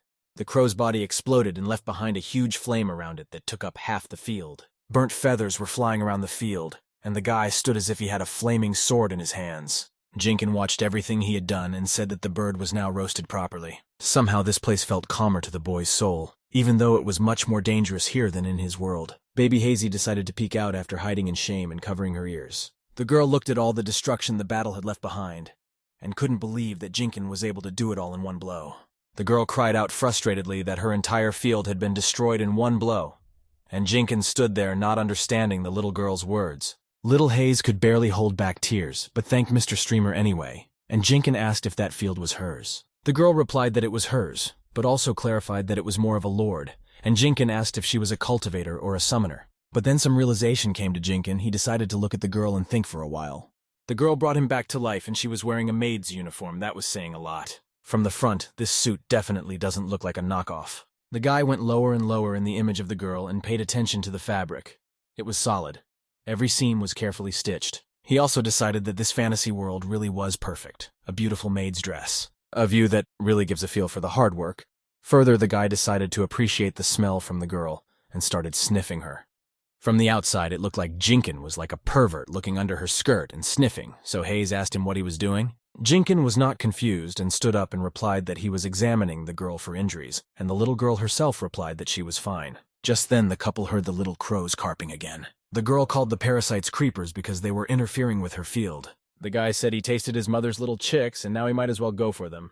Hayes replied that Jinkyong looks like a rascal now. The chicks started screaming even louder, and huge paws appeared behind their backs. Jinkyong and little Hayes immediately stopped laughing from their chicks and had stony expressions on their faces. In the distance of the field was another huge crow, just like the one Jinkyong had killed. The couple was standing right in front of a huge raven, and Jinkyong assumed it was the father of the family. The cocky guy yelled at the huge monster for frying his wife, and Hayes pointed out that the guy was like a demon. The huge raven most likely didn't like the sharp comments toward his wife and started loudly carping and growling. The guy said that was great, and he could easily kill another monster, and little Hayes asked him to be careful with the field. The raven continued to scream unbearably at the entire field. The sight of him was much more terrifying than before. It turns out the big bird didn't come alone. A huge flock of birds appeared behind the raven freak's back. Thousands of little crows were running toward little Hazy and Jinkyong, who were more than a little frightened. The birds cried out loudly and moved quickly towards their mother's abusers. They were eager for revenge. Jinkyong looked at little Hayes and asked if it was worth leaving the field, and she said it looked like she'd have to give it up. The guy turned towards the monster and said that he would once again show how tough he was. Jinkyong took out a lighter and held it in his hands, then tried to light the fire. The guy saw that there was no gas left inside the lighter itself at all. It was completely empty. Later, the guy remembered something else, namely his mouse and mosquito spray. They too had come up empty after he killed the monster. This whole situation alerted Jinkyong. After all, he had no real superpowers. He only killed monsters at the expense of earthly things. The guy looked awkwardly at the little girl and asked if he could go home, for he had forgotten something. Hayes herself interjected. What had the guy forgotten? The guy replied that it was nothing anymore, and the girl thought they were already over, while Jinkyong himself realized that he hadn't looked at the dress enough yet. The guy thought about what he should do now. He remembered the stone. He had little time to prepare because the communication device lit up abruptly. The guy opened his bag and started to look around. What he took with him besides his father's lighter, he also took the very thing he ordered delivered. And also besides the figurine and the lighter, he only had a mosquito-repellent spiral burning in his room. Jinkyong looked at this set of tools and couldn't figure out what to think of. Time was not playing into the guy's hands, and little Hazy was already in full cry that they were getting closer and almost here. The boy took one of the spirals in the palm of his hand, and little Hayes quietly warned him of the danger. The guy stared at the empty lighter and tried to force himself to think. Right now, he needed to find something. Magic, abilities that Jinkyong could only imagine in this place all came true. The guy was looking at the spiral and thought that if you looked at it from that angle, it looked like something. The guy lit the spiral and tried to think of exactly what it looked like, and little Hazy kept calling out to him. Jinkyong's face changed in an instant. He abruptly opened his eyes and remembered something. Guy pointed the mosquito spiral toward the birds and shouted to the little girl that he would protect her field. Thousands of crows stumbled to the ground from the smell of the burning spiral that Jinkyong held in his hands. There was also a lot of spiraling smoke around Jinkyong himself, as if it was coming from the guy's hands. Baby Hazy was worried about the guy and kept screaming, calling him Mr. Streamer. The smoke reached the beak of the largest raven as well, and it stared its head at the ground as if concussed. The beak of the unconscious bird suddenly caught fire and began to glow a bright lava color. Jinkyong stood in the center of the smoke and fire. It was as if the end of the world was happening on the field. The guy also quietly said he had forgotten about his baby girl, hinting at a new weapon. Jinkyong shouted in front of the burning crows that this was his anti-mosquito field. Afterward, he ordered his field to turn around and began spiraling with the spiral. The huge raven was already swinging its beak toward the guy, trying to eat him or bite him. But he failed. The beak of the huge beast bird burned away before it could even touch Jinkyong's body. All the crows around them began to explode and burn. The field was enveloped in huge flames. Another section of crows where the guy turned the direction of the smoke was burned alive. The last remnants of the nasty mutant birds were finishing up and exploding. The field was more like a military training ground. A huge explosion and a jet of flame could be seen coming from the sky. In front of Jinkyong and little Hazy was a trail of huge flames resembling a nuclear mushroom. Jinkyong stood calmly and watched the remains of the crows he had managed to defeat finish. Little Hazy herself didn't expect such power from Mr. Streamer, and just watched everything scared and confused. On the guy's hands remained the same spiral with which he had killed an army of birds. The spiral was already levitating in the air on its own, without the help of Jinkyong's hands. Baby Hayes ran to the guy and asked him if he was okay. Jinkyong replied that he was fine. The little girl looked at the spiral and asked what it was, and Jinkyong replied that he didn't know how to explain. It was a system that protected the walls of each person's soul. Little Hayes didn't understand a word, so she asked again, and the boy replied that mere mortals couldn't understand it. The girl also turned to the walls that appeared around her field and asked if this was the guy's work, and Jinkyong said yes. The guy hesitated with the answer, but said that until that smell was gone, the walls would be a defense, I guess. But then Jinkyong himself came with uncomfortable questions. He asked the girl why she was farming. He was a summoner. The girl wasn't verbose. She just said that's what happened, and the guy remarked that it looked more like a wasteland than a field. Little Hayes explained that she cleans the mansion and also cultivates this fertile land. Jinkyong asked how she does it in such a wilderness alone. The boy scratched his chin and said it looked dangerous, and the little girl confirmed his words, adding that monsters had attacked before, but not in such large numbers as they did today. The girl said that even in a place like this, so many monsters appeared. If it is not safe here too, it is a big trouble. Jinkyong said that the little girl is in a difficult position. Jinkyong was in a great mood and asked the girl to guide him. They haven't seen each other for a long time and he wants to guide her. The girl was confused by this offer. Little Hayes and Jinkyong were walking along the fields on a huge path. The sun was already going into the sunset. The girl looked at the sunset and told Jinkyong that it was amazing, and the guy interrupted her. The girl explained that usually minions can't stay that long in the world they were summoned to. The guy was interested in this, and the little girl continued by saying that minions draw on the energy of the summoner, so they can't stay in that world for long. The little girl doesn't think she has that much energy, and she doesn't have that kind of incredible power. But Jinkyong doesn't care.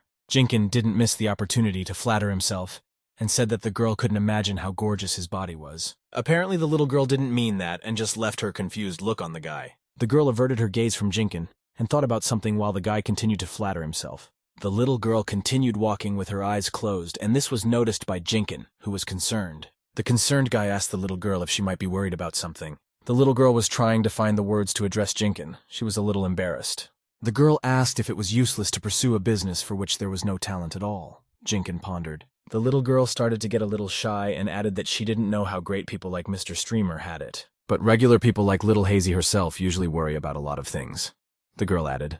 Jinkyong replied that even a business that you have talent for is very hard to do, and if you don't have any talent at all, you'll be more like a stubborn fool. The surprised girl expected to hear words of encouragement, but kept hearing Jinkyong say that there were some people who talked about their talent while thinking they were the protagonists of a novel. Oh, they talk about how hard it is for them. They ask for attention, they just lack attention, they should just not respond. Little Haze asked how it was not to answer, and Jinkyong replied that it was like that, just not to answer. Jinkyong went on to say that the lives of such people just don't have an answer and started laughing. The girl thought about it and repeated the words about there being no answer in the lives of such people, and laughed too. Little Haze laughed through her pain and decided to think after Jinkyong's words. The girl's decision to become a summoner and her reluctance to become a servant. It's all just her wishes and there's no answer to it, just like Jinkyong said. Suddenly Jinkyong remembered something. He talked about the girl promising him a request. The guy held out some sort of sack into the girl's hands and pointed to it. Jinkyong walked behind the stone and closed his eyes as if embarrassed by his gift. The little girl asked what it was, and Jinkyong replied that it was bought for the girl's safety. She should wear it and let her look at herself once. The girl's eyes began to roll. She clearly didn't like the outfit the guy was proposing to wear. The girl was holding a bikini in her hands, very revealing, and Jinkyong through the stone asked, "This isn't a difficult request, is it?" Jinkyong said that even though this outfit looks simple, it's the same kind of outfit the Adol producer wore. It's Amiri-chan's outfit from the Summer Beach release, after all. The guy covered his eyes with his hands and told the girl to let him know when he put it on. The girl was indignant as she held it all in her hands. On the one hand, she felt strange, but she had promised. Nakedness is proportional to defense, she thought. Isn't it more dangerous than doing a summoning of something unknown? But is it really safe to wear this thing? Well, the girl thought that there is no other meaning here. The guy is just afraid lest she get hurt. Jinkyong had already moved to his room but continued to address Haze, saying that of course a maid's uniform was fine too, but the girl could treat it like a battle costume. Jinkyong asked if the girl had changed clothes and could open her eyes already, but he was already far away from Haze. The guy in his room started to address the girl, calling her Ai-chan, but got no response. Little Haze apologized to her minion and sent him back to her world. It was all happening in the same place, the guy's apartment that little Hazy had moved him to. The guy sat in his chair in front of his computer and thought about the wave function being broken. The guy said it was 50-50 that the cat was in the box, dead or alive. He said we need to set up a close surveillance of the facility. We need to find out the physical condition of the facility. The boy looked at the rock he had been called upon and repeated the observation. He would just have to check. Next, Jinkyong snapped and started yelling that he wanted to see. He wanted to see a bikini. The guy got up out of his chair and started screaming hysterically that Ai-chan was left there in a bikini or a maid's uniform. He couldn't even dream of such a thing. The boy's mother, who was sitting in the kitchen, heard her son screaming and called attention to it. The girl thought that her son had been very gloomy the last few days. Had he really gotten better? She turned toward his room and thought that something seemed different about Jinkyong. The guy sat back in his chair and speculated whether his request was so impossible. According to his theory, it was shameful to shine underwear, and a swimsuit should be fine. Apparently, he was asking too much after all. Jinkyong kept looking at the stone and thinking that he had hardly ever interacted with girls, and couldn't understand them because of that. Jinkyong stared at his monitor screen and thought to himself, who would he ask something about girls? He turned his attention to the chat room where he was chatting with other users. The guy's fingers started typing rapidly on the keyboard. He clearly wanted to ask the guys on the internet for advice. He wrote a message asking if it was okay to give a girl a bikini.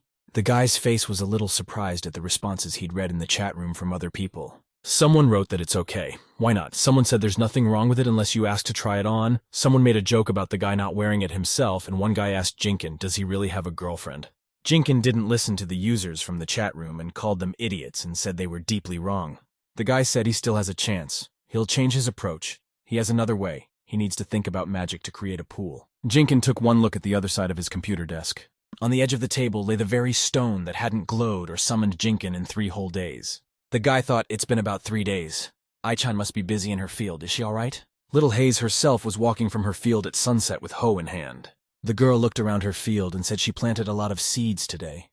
Maybe tomorrow she should expand her field some more. The girl looked up at the sky and said it seemed time to water her field. She also hoped it would rain. Fortunately, thanks to Mr. Streamer, the girl is safe to work. Tomorrow should be another effort. Just then, the little girl heard someone calling her with a shout, calling her Mistress Ai. It was Benny, standing in the field and waving toward the little girl to get her attention. Benny headed towards the little girl. The sun was already setting over the horizon, and dusk was soon to come. Baby Hayes asked what was wrong and remarked that she hadn't seen the guy upright in a long time. Benny said he'd been walking normally for like 3 days now. Little Hayes appreciated such happiness in the lad, and asked where he came from. Benny, however, replied that Mrs. Alera had sent him to get a dress. Baby Hayes noted that it took Benny so long to walk to her field. He confirmed this and added that it was 3 whole days. The pair started walking together, and Benny ventured to ask Little Hayes how she was doing in the field. The girl replied that she didn't know, just doing the best she could. She further added that when she lived alone and went to school for summoning magic, she only thought about what she could live on. Now the little girl thinks only about work. Completely different experiences appeared. Benny was interested in the girl's story. The girl said that this was how she lived, and afterward the little girl said uncertainly that she felt sort of lighter in her heart. Benny said there is such a thing as locking a wild animal in a cage and making it a pet. The girl looked at the guy and didn't understand what he was saying, and the guy continued his thought, saying that an animal that lives with peasants doesn't have to worry about predators or food. There are also people who, like such animals, want to gain someone's favor. Guy went on, saying that thinking is difficult and tedious for such people, and being responsible for something is burdensome. They think they can withstand a little exploitation, but they are wrong. The problem is the toll it all takes on freedom. If Benny could ever be free, it seems he could do anything. Such words made Little Hayes sad and hurt. She realized that she had paid her freedom for a piece of bread. Benny said that the little girl is one of the commoners, but trained in summoning magic. Such always have a chance for something better. Benny also said that the summoner could even become an aristocrat, but Little Hayes denied it. The little girl felt depressed. She said she had no ability and the girl wouldn't succeed. Benny laughed a little and said that last time Hayes was able to fight back, though. Isn't it cool to have powers like that? The girl replied that all her ability was to summon someone. She was just lucky enough to be able to summon a powerful person. Benny asked if that wasn't great, since one strong servant was so much better than several weak ones. But the little girl denied it and said it wasn't like that at all. A servant who has been summoned will fight until he is mortally wounded, then return to his world. And after a mortal wound, the acolyte may never answer the call at all. Inferior spirits are numerous, so you can always replace them with similar ones. But strong ancient heroes or similar spirits are only one. You can't replace them. Benny was a little confused and told the girl that it was all kind of complicated, and Little Hayes decided to tell a simpler story. If the girl summons a peasant, she can summon many such people because there are so many peasants. Hayes asked if she would summon an elf. Benny replied that they were few. There was only one of them in the area. The girl said that if she couldn't summon a person one day, she was finished. She couldn't summon anyone but Mr. Streamer after all. Benny was confused by the servant's name. Baby Hayes said there just aren't answers in her life, and a confused Benny agreed, reiterating that the truth is there are no answers. Baby Hayes told Benny that at times like this you have to say something to comfort. Further, she wanted to say something about Alera, but the boy interrupted her and assured her that he knew himself. The action shifts to the Lord's villa, where it was now also evening. The mage approached Alera and asked if the lady understood about the summoner. The king was waiting. The girl said yes. The mage said that if no one else was available, they could take Alera on the team. The girl herself was shocked that her abilities weren't being taken seriously. The girl said it was such an important case, and she just wouldn't be a good fit for their team, then asked her to wait a little longer. The mage bowed and said he understood. Then he apologized, and Alera chased him away, calling the guy annoying in her head. The girl walked around and thought about who might be suitable for the role of summoner among her acquaintances. Alera thought it was worth calling someone from the summoner school, even though their strength wasn't enough. Just then the door to the room creaked and opened. Apparently someone had come to see Alera. It was Little Hayes and Benny who had come in with the field, the lad carrying a bag on his shoulder with a dress for his mistress. Benny bowed and said he was back, and Alera asked him to leave his things and take a lying down stance. Little Hayes escorted a glance at poor Benny, whom the mistress was naturally mocking. The little girl saw Alera's temper and thought it best not to make her angry, so she quietly asked to leave, but her mistress detained her. The frightened and confused little girl asked what Mrs. Alera wanted from her. Mrs. Alera began to scrutinize the little girl who stood across the room. Hayes herself looked very tense. She had a hoe in her hands and was afraid she was about to be asked for something. Alera moved closer and began to examine the baby girl even better, while twisting her head around and looking from different angles. Alera pushed her thoughts aside and asked herself what she was just thinking, then let the little girl go. Little Hayes stayed in the villa and thought about what it was. She was afraid something terrible was going to happen. Alera stayed in the same spot and thought about if only there was someone near her who knew how to summon. The story moves from the magical world straight to Jinkyong's apartment. The guy hovered a little in his chair, looking at his monitor screen, his gaze seemingly glued there. The guy kept watching his TV series with beautiful actresses in the lead roles. Then his gaze wandered away from the show and he looked to the other side of his computer desk again. There still lay, given by Little Eye, the stone by which the lad had been summoned. Jinkyong decided to himself that he needed to think about it. If he didn't prepare and transferred, there would be the same difficulties. The guy said that Eye apparently relies on him a lot. Meanwhile, in the chat room, one user wrote that Nuna came. Everyone started sending stickers of greeting. Jinkyong took notice of this, and noticed that they were greeting so cheerfully. On the screen, a girl was asking Amiri-chan what she was doing here, and Jinkyong remembered that they were Senpai Amiri-chan and Caprin-chan. The guy called the girl a troublemaker, but a good one, and the guys in the chat room complete fools. Jinkyong said he had so many thoughts and couldn't focus. He repeated it and asked why Amiri-chan had such a serious face. Caprin-chan asks Amiri-chan if she wants to leave the idols. Amiri said they're friends, she can't sing as well as the others and she dances so-so. That's why Amiri-chan is thinking of ending it all. She shared her thoughts with her friend. Jinkyong was surprised at this denouement of events in the plot of his favorite show. Caprin-chan asked Amiri to look into her eyes and answer. The girl agreed. A friend asked Amiri-chan if she was happy on stage, and if her fans were happy.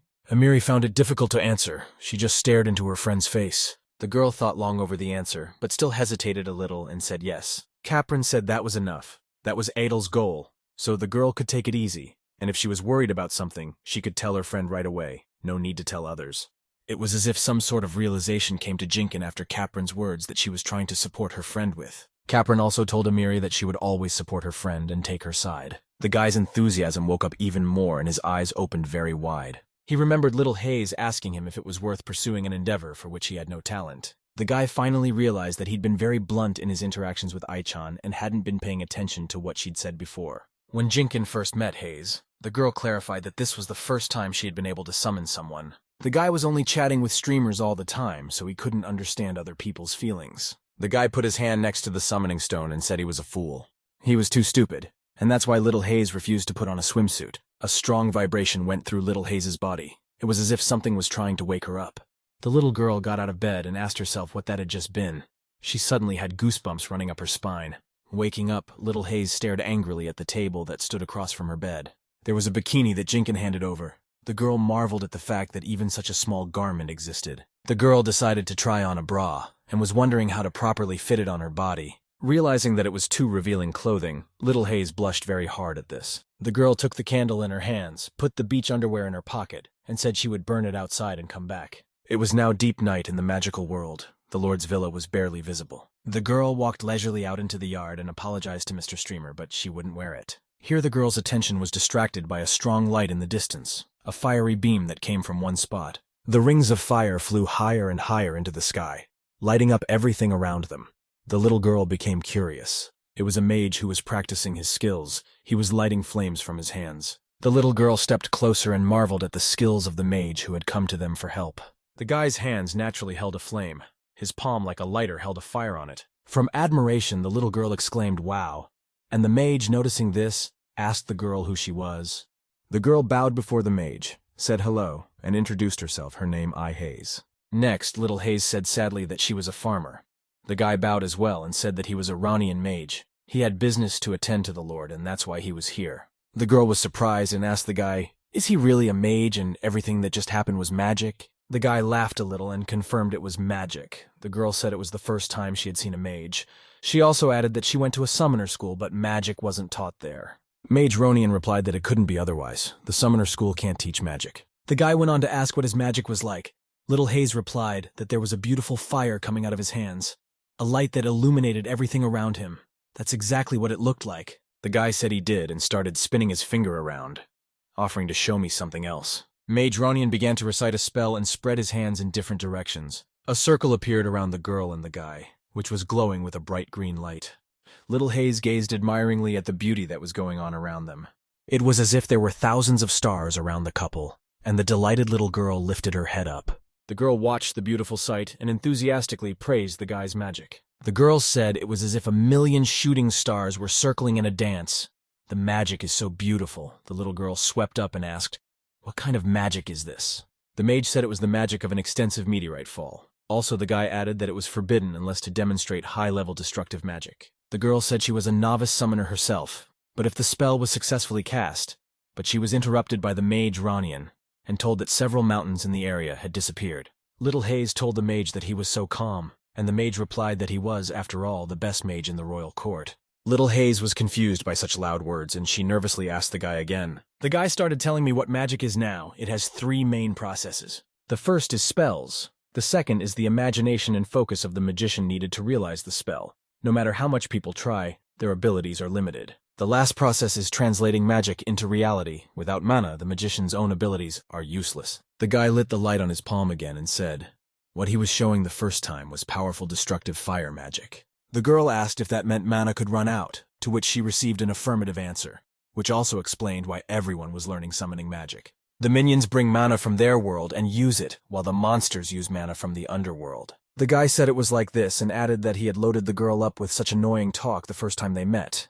But Baby Hayes replied that she was interested and laughed. The girl assumed that when Mr. Streamer uses his power, he represents something. Turns out he's using mana from his world, Little Hayes kept thinking as she looked up at the full moon. The girl asked the mage to look up and asked, what was that up there near the moon? Next, Little Hayes assumed it was a bird because the silhouette of the object was similar to the body of a bird. There was a loud whistle in the sky and the bird flew straight towards the Lord's villa. The unseen bird did not stop in its tracks and continued to fly towards the villa. Suddenly, a powerful beam swept around the Lord's villa in the midst of the full night. Then this beam hit the villa itself, as if starting an explosion there.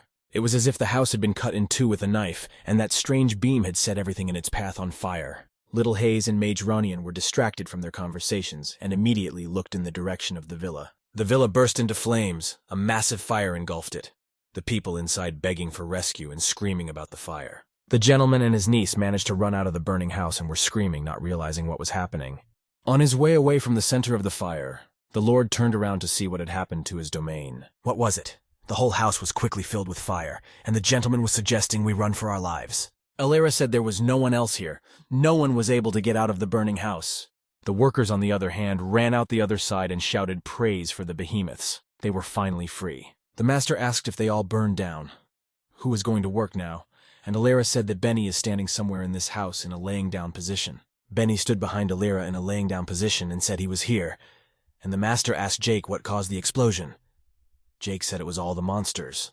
Jake spotted something else dangerous in the sky and warned the Lord about it. It was as if a star was falling from the sky, very fast, beautiful, and the object itself was bright. The star turned around and flew toward Jake, Dominus, and Alira, who were standing. The unidentified object began to pick up more and more speed on its way toward the boys. Star began to descend down towards the company, as if she was being controlled by someone.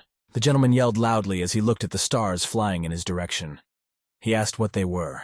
Maybe monsters. Jake ordered the Lord and Alira to leave while he pulled out his gun and prepared for battle. The man drew his sword from behind his back and prepared to repel the monster's attack. Jake managed to fend off one blow, cutting the unidentified light in 2.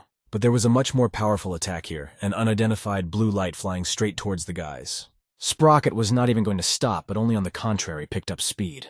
Jake was scared out of his wits that his techniques weren't working against something like this. The blue light flew next to the 3 residents of the villa, who flew away from it in the other direction and fell on their backs. Alira tried to ask Jake what it was, but the man said he'd tell her later, but now she should leave. Alira wasn't going to run anywhere. She got to her feet and said that if this kept going on, she would handle it herself. Jake asked the mistress to be careful. After all, it wasn't just a monster.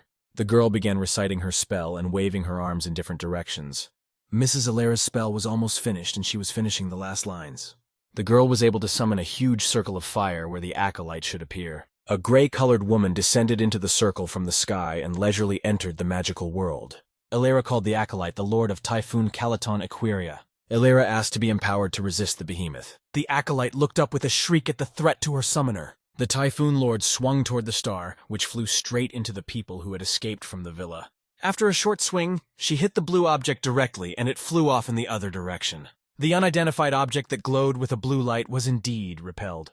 Jake praised Alira and said it was just great, and Benny thought the girl was only using that kind of power for her own sake. Alira exhaled a sigh of relief and thought that this was the end, for she would not be able to hold such an imposing acolyte for long. A blue light fell in the forest and abruptly extinguished after the servant girl's strike. But a couple seconds later, the unidentified object seemed to resurrect and glowed blue again. Alira looked at this with great regret. She would still have to hold the powerful acolyte. The girl saw the movement slow down, enough to eliminate the monster. The girl got to her feet again and said she needed to hit the blue ball one more time. Here, out of nowhere, came Little Hayes along with Mage Ronian. They were asking if the lady and master were all right. Illyra turned in their direction and realized she had displayed her strongest summoning abilities. Mage Ronian and Little Hayes stood looking at the strong servant with a little surprise.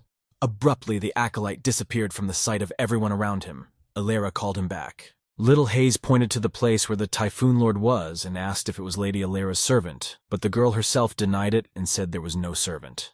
Little Hayes was sure she'd seen a powerful acolyte, and Benny hoped the little girl wouldn't be dumb and call on Mr. Streamer. Jake pointed his finger at the rebellious monster and told his mistress that the monster was still here, and Illyra suggested that they not kill it, but just leave it alone. Mage Ronian apparently recognized the rogue, and the Lord asked what he knew about him. The boy replied in a trembling voice that it was Kriya's guidebook. Everyone interjected the name of the monster, and in due time the monster stood in place right in the middle of the sky. After a quick stop, Kriya's guide just exploded. Illyra started laughing. She asked it was all just a blast and added that no one even cared. The mage began to tell that when the North was attacked by monsters, there were some aristocrats and soldiers who intentionally sold their souls and became monsters. They come to storm important places, traitors who have become huge monsters, the mage continued. The company didn't believe the mage. Illyra said they weren't that huge. The master called his bluff, and Jake said they were too small. But Magician Ronian said that it was only a guide, and over there, the real one, a streak of fire appeared in the sky. Everyone standing nearby froze in anticipation of the terrifying beast that would appear in their world. The huge hand was like opening a portal to this world through the heavens, a lost Kriya cameo. A huge creature resembling a pterodactyl burst into their magical world through a fire portal. Clouds began to hide the land from the moonlight, and the fire portal was gone from the sky. A huge bird with tentacles instead of paws was already in this world and was flying directly in the sky, above the heads of the inhabitants. The huge Kriya monster had already spotted its targets and began to descend lower and lower. The monster's body was engulfed in flames. Apparently, it was storing up all its energy to strike. A powerful, bright yellow beam shot out from the huge beast's head and went straight to the ground. A violent bang and explosion followed immediately after the monster shot at the ground where the boys were. Everyone standing nearby flew far behind their backs from the blast wave. The shot was very powerful. Flames engulfed everything around and began to ignite the already powerful fire in the Lord's villa. Near the Lord's villa, it was as if there was no place left at all where the violent flames had not yet visited. The powerful explosion was followed by another one, which was just as devastating as the previous one. All the residents of the villa who managed to escape jumped back from another explosion, and a worried Jake asked Mrs. Illyra and the master if they were all right. The master raised his head toward the behemoth and said that if he fired a shot in that direction, there would be great misfortune. Jake pointed to the old man's estate and said it was destroyed, and everyone began to regret their own little haze about the field. Illyra about the dresses, and the gentleman about the maids in uniform. The gentleman was sobbing and didn't want to believe it. He yelled that he should have run away when he was still talking. Jake began pulling the saddened gentleman away, and Benny asked Mistress for permission to get up and run. The mistress showed no kindness and told poor Benny to run in that pose. Benny was a little upset but realized that he had no other choice, for he could not cross Illyra's words. It was like Benny was ready for this and had practiced his doggy running in a long time because the guy managed to outrun Hayes and Illyra who were in front of him. Meanwhile, the monster continued to follow the company, not letting them out of its sight for more than a second. The eye of the terrifying monster was preparing to fire a powerful shot towards the humans again. Little Hayes was a little behind and couldn't keep up with the others on her short legs. The monster's eye was already beginning to hiss. Apparently, it had its sights set on Little Hayes. The girl saw a red dot in the eyeball of the huge monster and became a little wary. It came to Little Hayes that she and the monster had just met gazes. A shot of flame came out of the terrifying beast's eye again, which destroyed the entire manor. The beam from the monster's eye only intensified as it reached its target and grew larger and larger. The shot was very clearly visible in the full night that was now in the magical world. Little Hayes didn't have time to run to her friends, and the beam fell right next to her, who met it with a glare. Illyra turned around on the run and asked what was going on, and the mage Ronian was calling the girl to them to be saved. A huge explosion enveloped the spot where the shot had hit the ground. It seemed that nothing could save Little Hayes anymore. The girl screamed with despair and prepared to accept her death, for there was no longer any possibility of escape.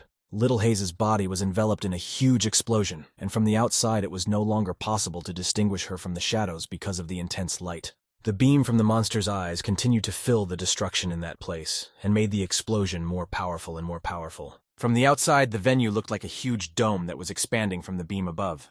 Little Hayes had already accepted the fact that she could now die and burn from the massive explosion. But something kept the girl from dying, as if some force was holding back the strong pressure of the fire dome. The girl's nightgown had already disintegrated and she was wearing only her underwear.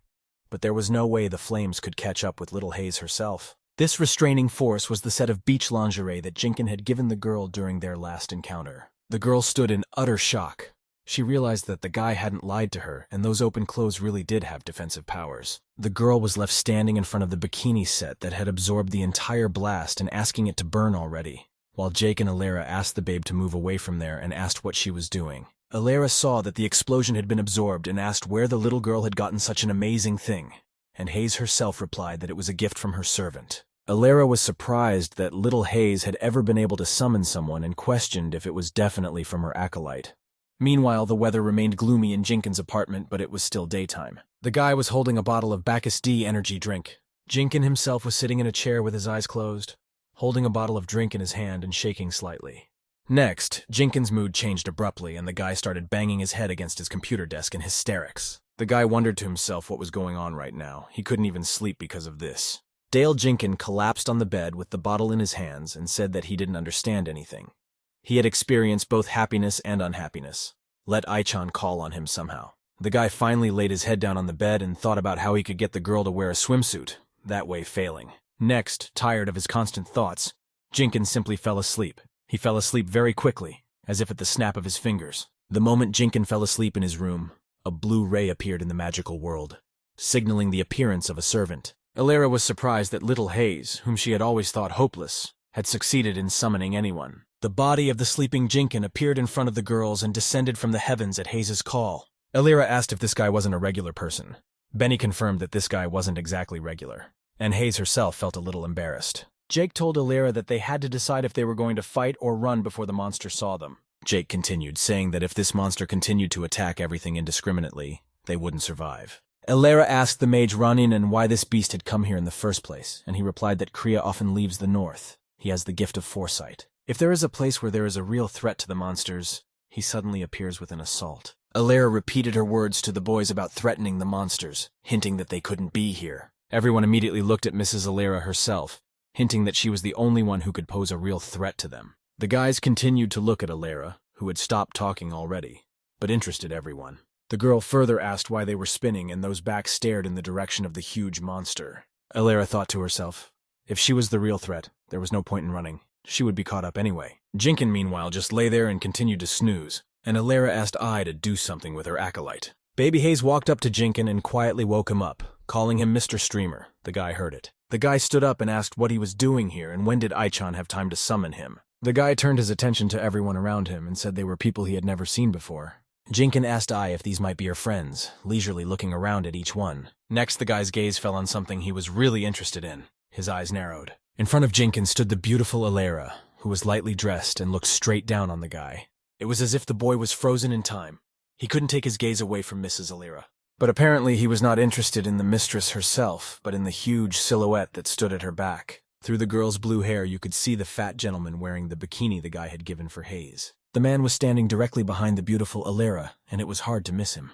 Jinkyong fell out in shock. He was frightened by what he saw and wished he could erase his memory and never come here again. The young man covered his eyes with his hand and turned away just in case. He was yelling that it was a bathing suit, and who was that old man wearing it? The Lord laughed with the reaction of the guy who was yelling about the damage what he had seen had done to his eyes. Hayes turned to a frustrated Jinkyong and asked him to protect the Lord, but the guy said it was only for girls and useless on men. The tears of laughter on the gentleman's face disappeared and he became wary. The old man asked to get this monster out of his sight. Alara ordered Jake to grab her uncle and get out of here right away. The man confirmed that he understood. Jake covered the Lord's body and the two ran away from the monster that had destroyed their estate. Little Hayes cried and thought about how her life was over because of her acolyte Mr. Streamer. However, if he can get rid of the monster, the girl immediately turned to Jinkyong and told the guy that the gentleman in the swimsuit had already left, and also had a request. Jinkyong lay there crying from what he had seen. He would not soon be able to move away, and Hayes continued to call out to him. Little Hayes saw that her acolyte was not responding in any way to the words, and realized that no one was going to help her. Little Hayes fell to her knees in front of Alara and begged forgiveness for her abilities not being enough to kill or contain the monster. Later, Hayes called Miss Alara the best summoner and the mage Ronin took notice. The mage questioned Hayes if Alara was really the best summoner, for that was not what she had told him. Mrs. Alara herself began to twitch and called Ai by name, and the little girl thought she had made another mistake.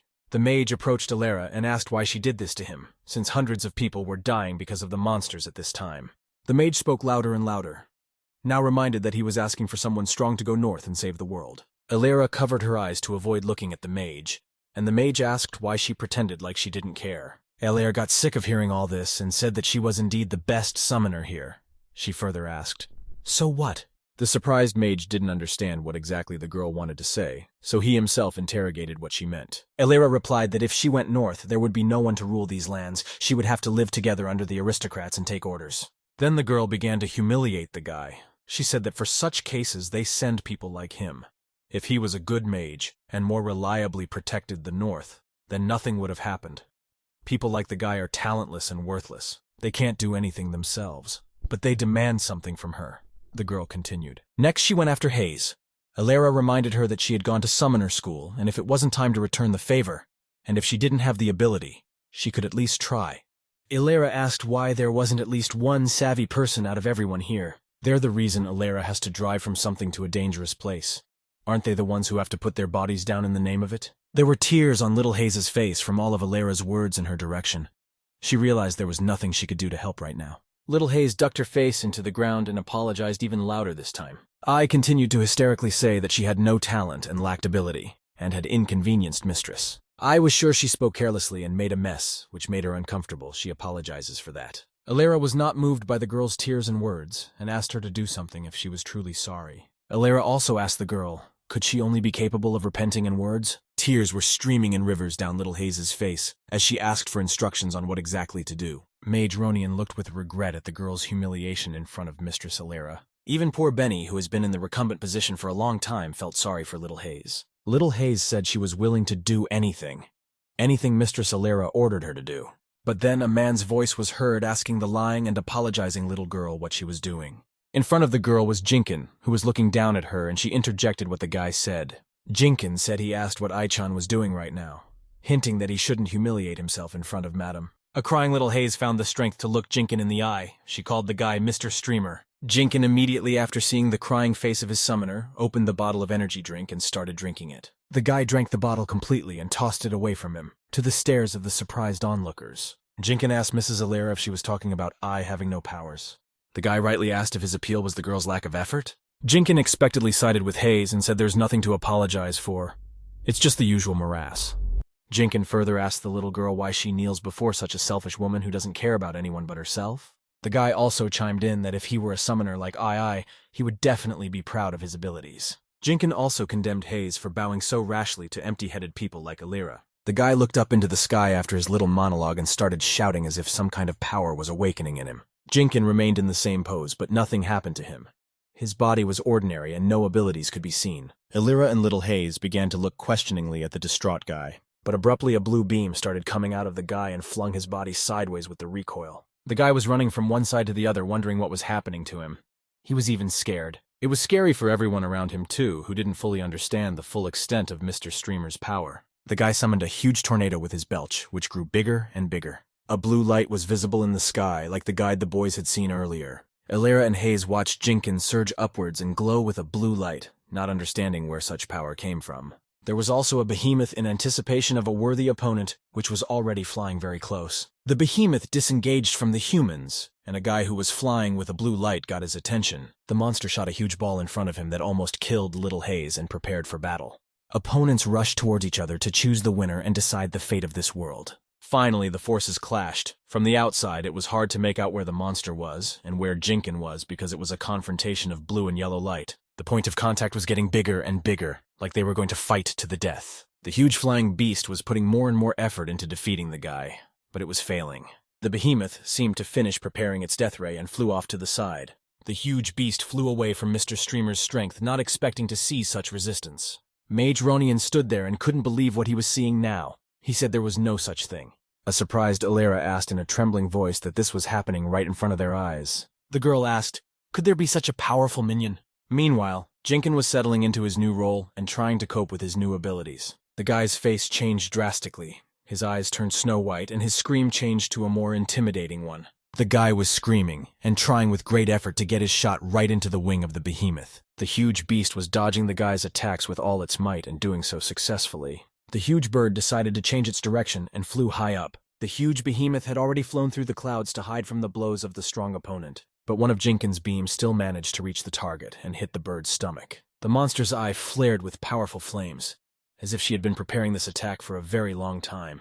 The entire force was directed at Jinkyong, who was nearby and unable to dodge the attack. The bird continued to spew powerful flames, hoping to burn Jinkyong, but the monster was having no luck, though he had not given up trying to kill his opponent. Suddenly, it was as if the huge monster had run out of energy to fight, and its attacks were no longer so powerful. The behemoth made the only true decision of fleeing and tried to escape from the spot. The bird's eye lit up again with yellow bright flames, signaling another attack. To great surprise, the bird stopped in place, and its wings were covered with yellow spots. Powerful beams of flame came out of the yellow spots on the monster's body, just like her eye. Counterbalancing the power of the bird were the blue discharges of Jinkyong, who was somewhere close by.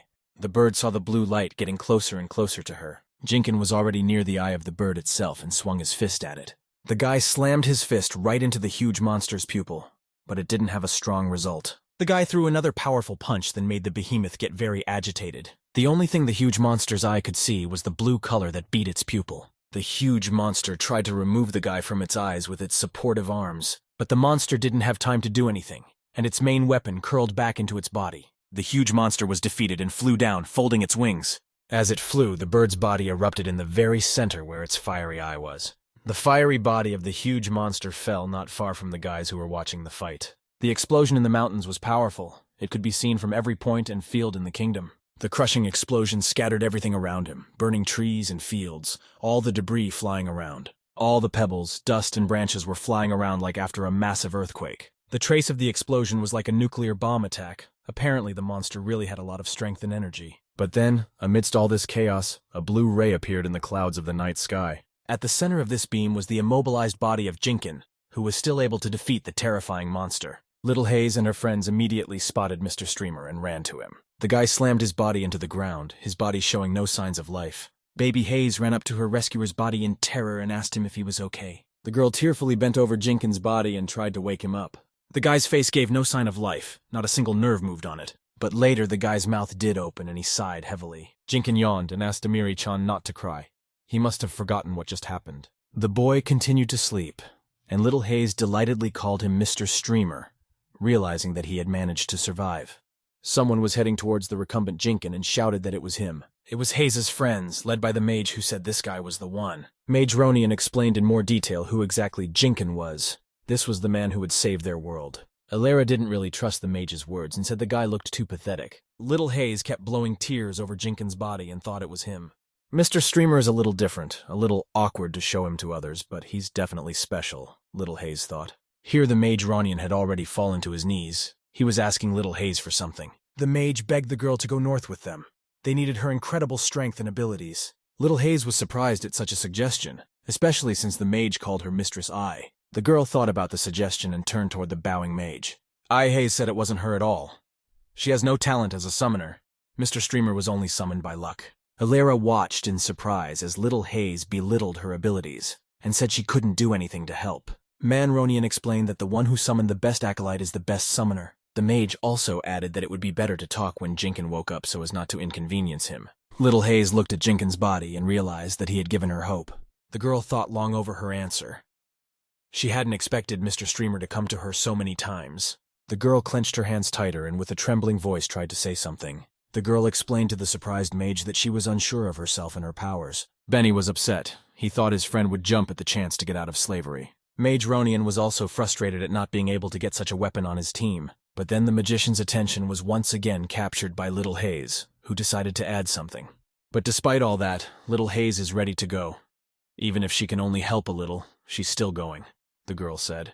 Alera stood amazed at the fact that Loser Hayes was being called to the mage team so much. Benny exhaled in relief, realizing that Little Hazy wasn't going back to the field again. And the girl herself thanked Mr. Streamer for it all, who had helped her to overcome the obstacle and gain courage. The surprisingly overcast weather outside Jinkyong's house changed to sunny, and the guy thought it was a mere trifle. If Jinkyong was able to fight back the huge monsters, it would be easy to open this door. Jinkyong grabbed the handle and said that he could definitely go outside now. The open door was flooded with strong sunlight that Jinkyong hadn't seen in a long time.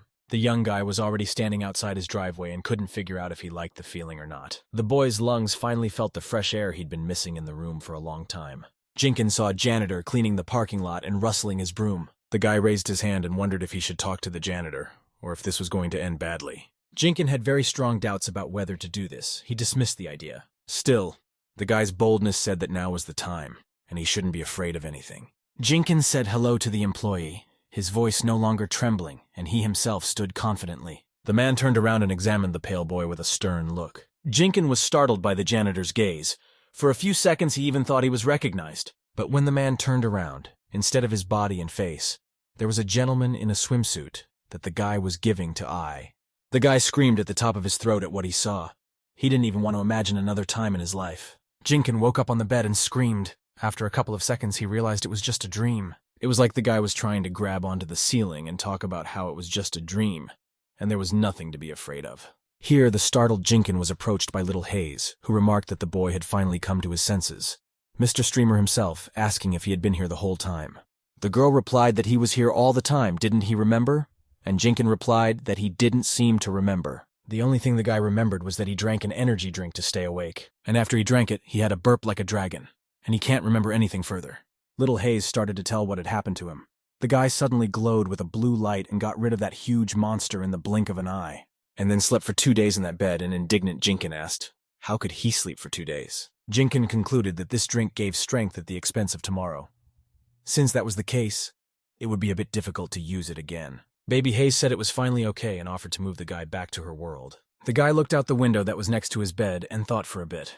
The girl interrogated the guy about whether he should be recalled to his world, and Jinkyong asked her to wait. The guy asked if he could go outside, noticing the beautiful weather outside. The door opened, and the sunlight blinded the eyes of Jinkyong, who still dared to go outside at least in this world. The guy was quite surprised by the scenery here. There were no skyscrapers, apartments, or cars. Instead, there were mountains, trees, animals, and pure nature outside that wasn't in his world. A few moments later, the boy was already standing on the edge of the mountain, where he had a great view of all the mountains. Jinkyong looked around and wondered how did he end up here. The beautiful view of the valleys and mountains mesmerized Jinkyong, and he said it was very cool. The local animals that walked in the wild also liked the guy. Jinkyong continued to gaze admiringly at the beautiful view of the local nature. A huge bird flew through the sky that couldn't be compared to those on Earth. The boy turned around at the flight of the bird and told Hayes that it was very large. The girl herself replied that she lived in the village, and it was also the first time she had seen something like this. The guy noticed they were standing on the ship and asked why it was flying through the air in the first place. Here, Jinkyong and Hayes' conversation was interrupted by a guy who explained that this ship was sent by the king, and it was traveling on the power of mana. The mage bowed before Jinkyong and said he was honored to meet him. He also introduced himself as Sorcerer Ronian. Jinkyong said, the guy can't even imagine how happy he is to see the sorcerer. Little Hayes asked Ronian, if this ship is moving on mana power, it won't run out? The guy replied that it was possible, but it wouldn't disappear completely. Mana is like air. It's produced all the time. The guy reminded the girl of the magic he had shown her the first time. There was only a trickle of mana there. The girl assumed that this ship required a lot more mana. The sorcerer confirmed her guess, and added that the ship had a special device. A creation of the alchemists, this device absorbs the mana produced. And while storing it, when the mana runs out, the ship can move on what was collected. Jinkyong said it's a mix of magic and science, and noted that it's very cool. Little Hayes saw something on the ship that managed to interest her very much. There sat modestly a kid who paid no attention to the guy's conversation. This guy was Benny, who for some reason ended up here and was traveling north. Memories begin, as the ruins that remained of the estate resented Benny, who didn't want to go north. Miss Alira said the guy was called. She was asked to give the summoner and the helper. Alira called the guy useless, and he begged not to be sent along with Hayes. The lad claimed he didn't want to go to such a dangerous north for fear of being quickly killed there. Alira told Benny that he was an ordinary commoner, and he had an opportunity to fulfill the request of the king of the country. Alira asked the boy if he would continue as I did to disobey her orders. The boy looked with a surprised look in Alira's direction, wondering what he should do. Benny lifted his foot off the floor. The guy finally got out of the layup in a long time. Benny flips his legs over and says he's had enough. The girl looked indignantly in Benny's direction. The guy went back into the laying down stance, and Alira said she'd send another one then, but Benny said he'd be the one to go. The guy's just sick of it. He can't let go of his freedom that easily. Benny was screaming with fear. He said that would a hopeless caller like I be able to do anything, and the girl herself stood behind his back and said she could hear everything. The guy fell to his knees and said that if his life depended on Little Hayes, he was finished. The clouds began to thicken, and the ship began its journey higher and higher. A shadow hovered over the entire ship, which frightened the guests who were expecting a scary monster. Jinkyong asked in a trembling voice what was that huge thing in the sky. The sorcerer explained that they had arrived. It was the palace of His Majesty the King. The palace was on an island in the sky. Its size was simply enormous compared to the ship. The ship with the new crew members was already parked near King's Island. At the bottom of the island was the same mana recycling and accumulation device as on the ship, only much larger. A huge palace levitated just above an equally large city. The boys left the ship and watched everything admiringly. Jinkyong said it was amazing that there was an entire island in the sky, then looked at the gate and asked what else it was. The sorcerer walked over and began to press a spell next to the gate. The guy saw that it was a local elevator, which was a huge rock. The most amazing thing for the guests was that it all happens right in the air at a great height. The elevator with his friends went up without any help, as if someone was steering it from inside. Benny fell to his knees and said he had lived on the ground all his life and had never seen anything but the ground, and Jinkyong asked him if he was afraid of heights. Baby Hayes looked out at everything around her from the elevator.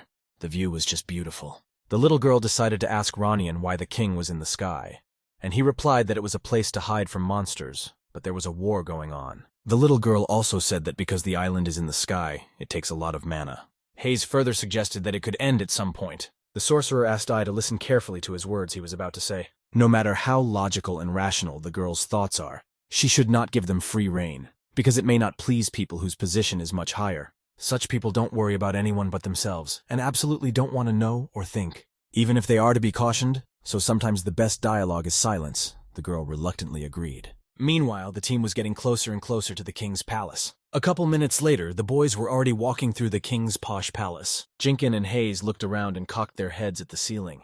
Everything looked very luxurious. Everyone bowed before the king, and Ronian said he was glad to see him. Jinkyong was the only one who didn't bow his head to the king, but began to consider him. The king replied with a calm aha, and held the drinking glass in his hands. The king turned out to be a dark-skinned guy surrounded by girls. He asked the sorcerer, was he even going anywhere? Jinkyong was struck by this whole situation and the king's appearance. The king looked at the only guy who didn't bow down to him and asked, who is this? Ronian replied that it was not a man but a servant. Illyra's father explained that the man was a servant of the summoner his daughter had sent. Illyra's father thanked the servant for appearing. Benny explained to Hayes that it was Lady Illyra's father, Prince Kalunik. Jinkyong looked around the entire palace and couldn't find words for himself. On one side were the princes who were discussing something among themselves. On the other side is the king with the girls. The guy sighed a little and decided to say something. Jinkyong did not kneel down and called the dark-skinned ruler the king of men. The ruler looked with disbelief in the servant's direction. Prince Kalunicus also had his doubts about the servant Hayes. Jinkyong suddenly started clapping his hands so that it could be heard throughout the entire hall. The guy added to his phrase that the king is an important person, and continued clapping his hands. Jinkyong just stood there and clapped his hands ironically. The lords picked up on the guy's actions and started clapping their hands as well. They thought that Jinkyong had shown respect. One of the girls also started clapping, and the king asked the other what the guy said. The girl said she didn't know, but it seems clapping is a tradition, and he honors the king that way. The king liked the idea and even laughed. Later he reminded them that the boys were going north and said the lords would take care of them. The lords told Prince Kalunicus that his daughter had done a good job. One of the lords said it was the first time he had seen a servant who could talk to people and had a serene appearance. Prince Kalunik said his daughter gave him advance warning to observe the king's savvy. The lords asked if such a ruffian could have one, and added that it would now be even easier to enthrone a new king. The prince said they would. Also, he added that if they raised a new king, he would not forget their endeavors.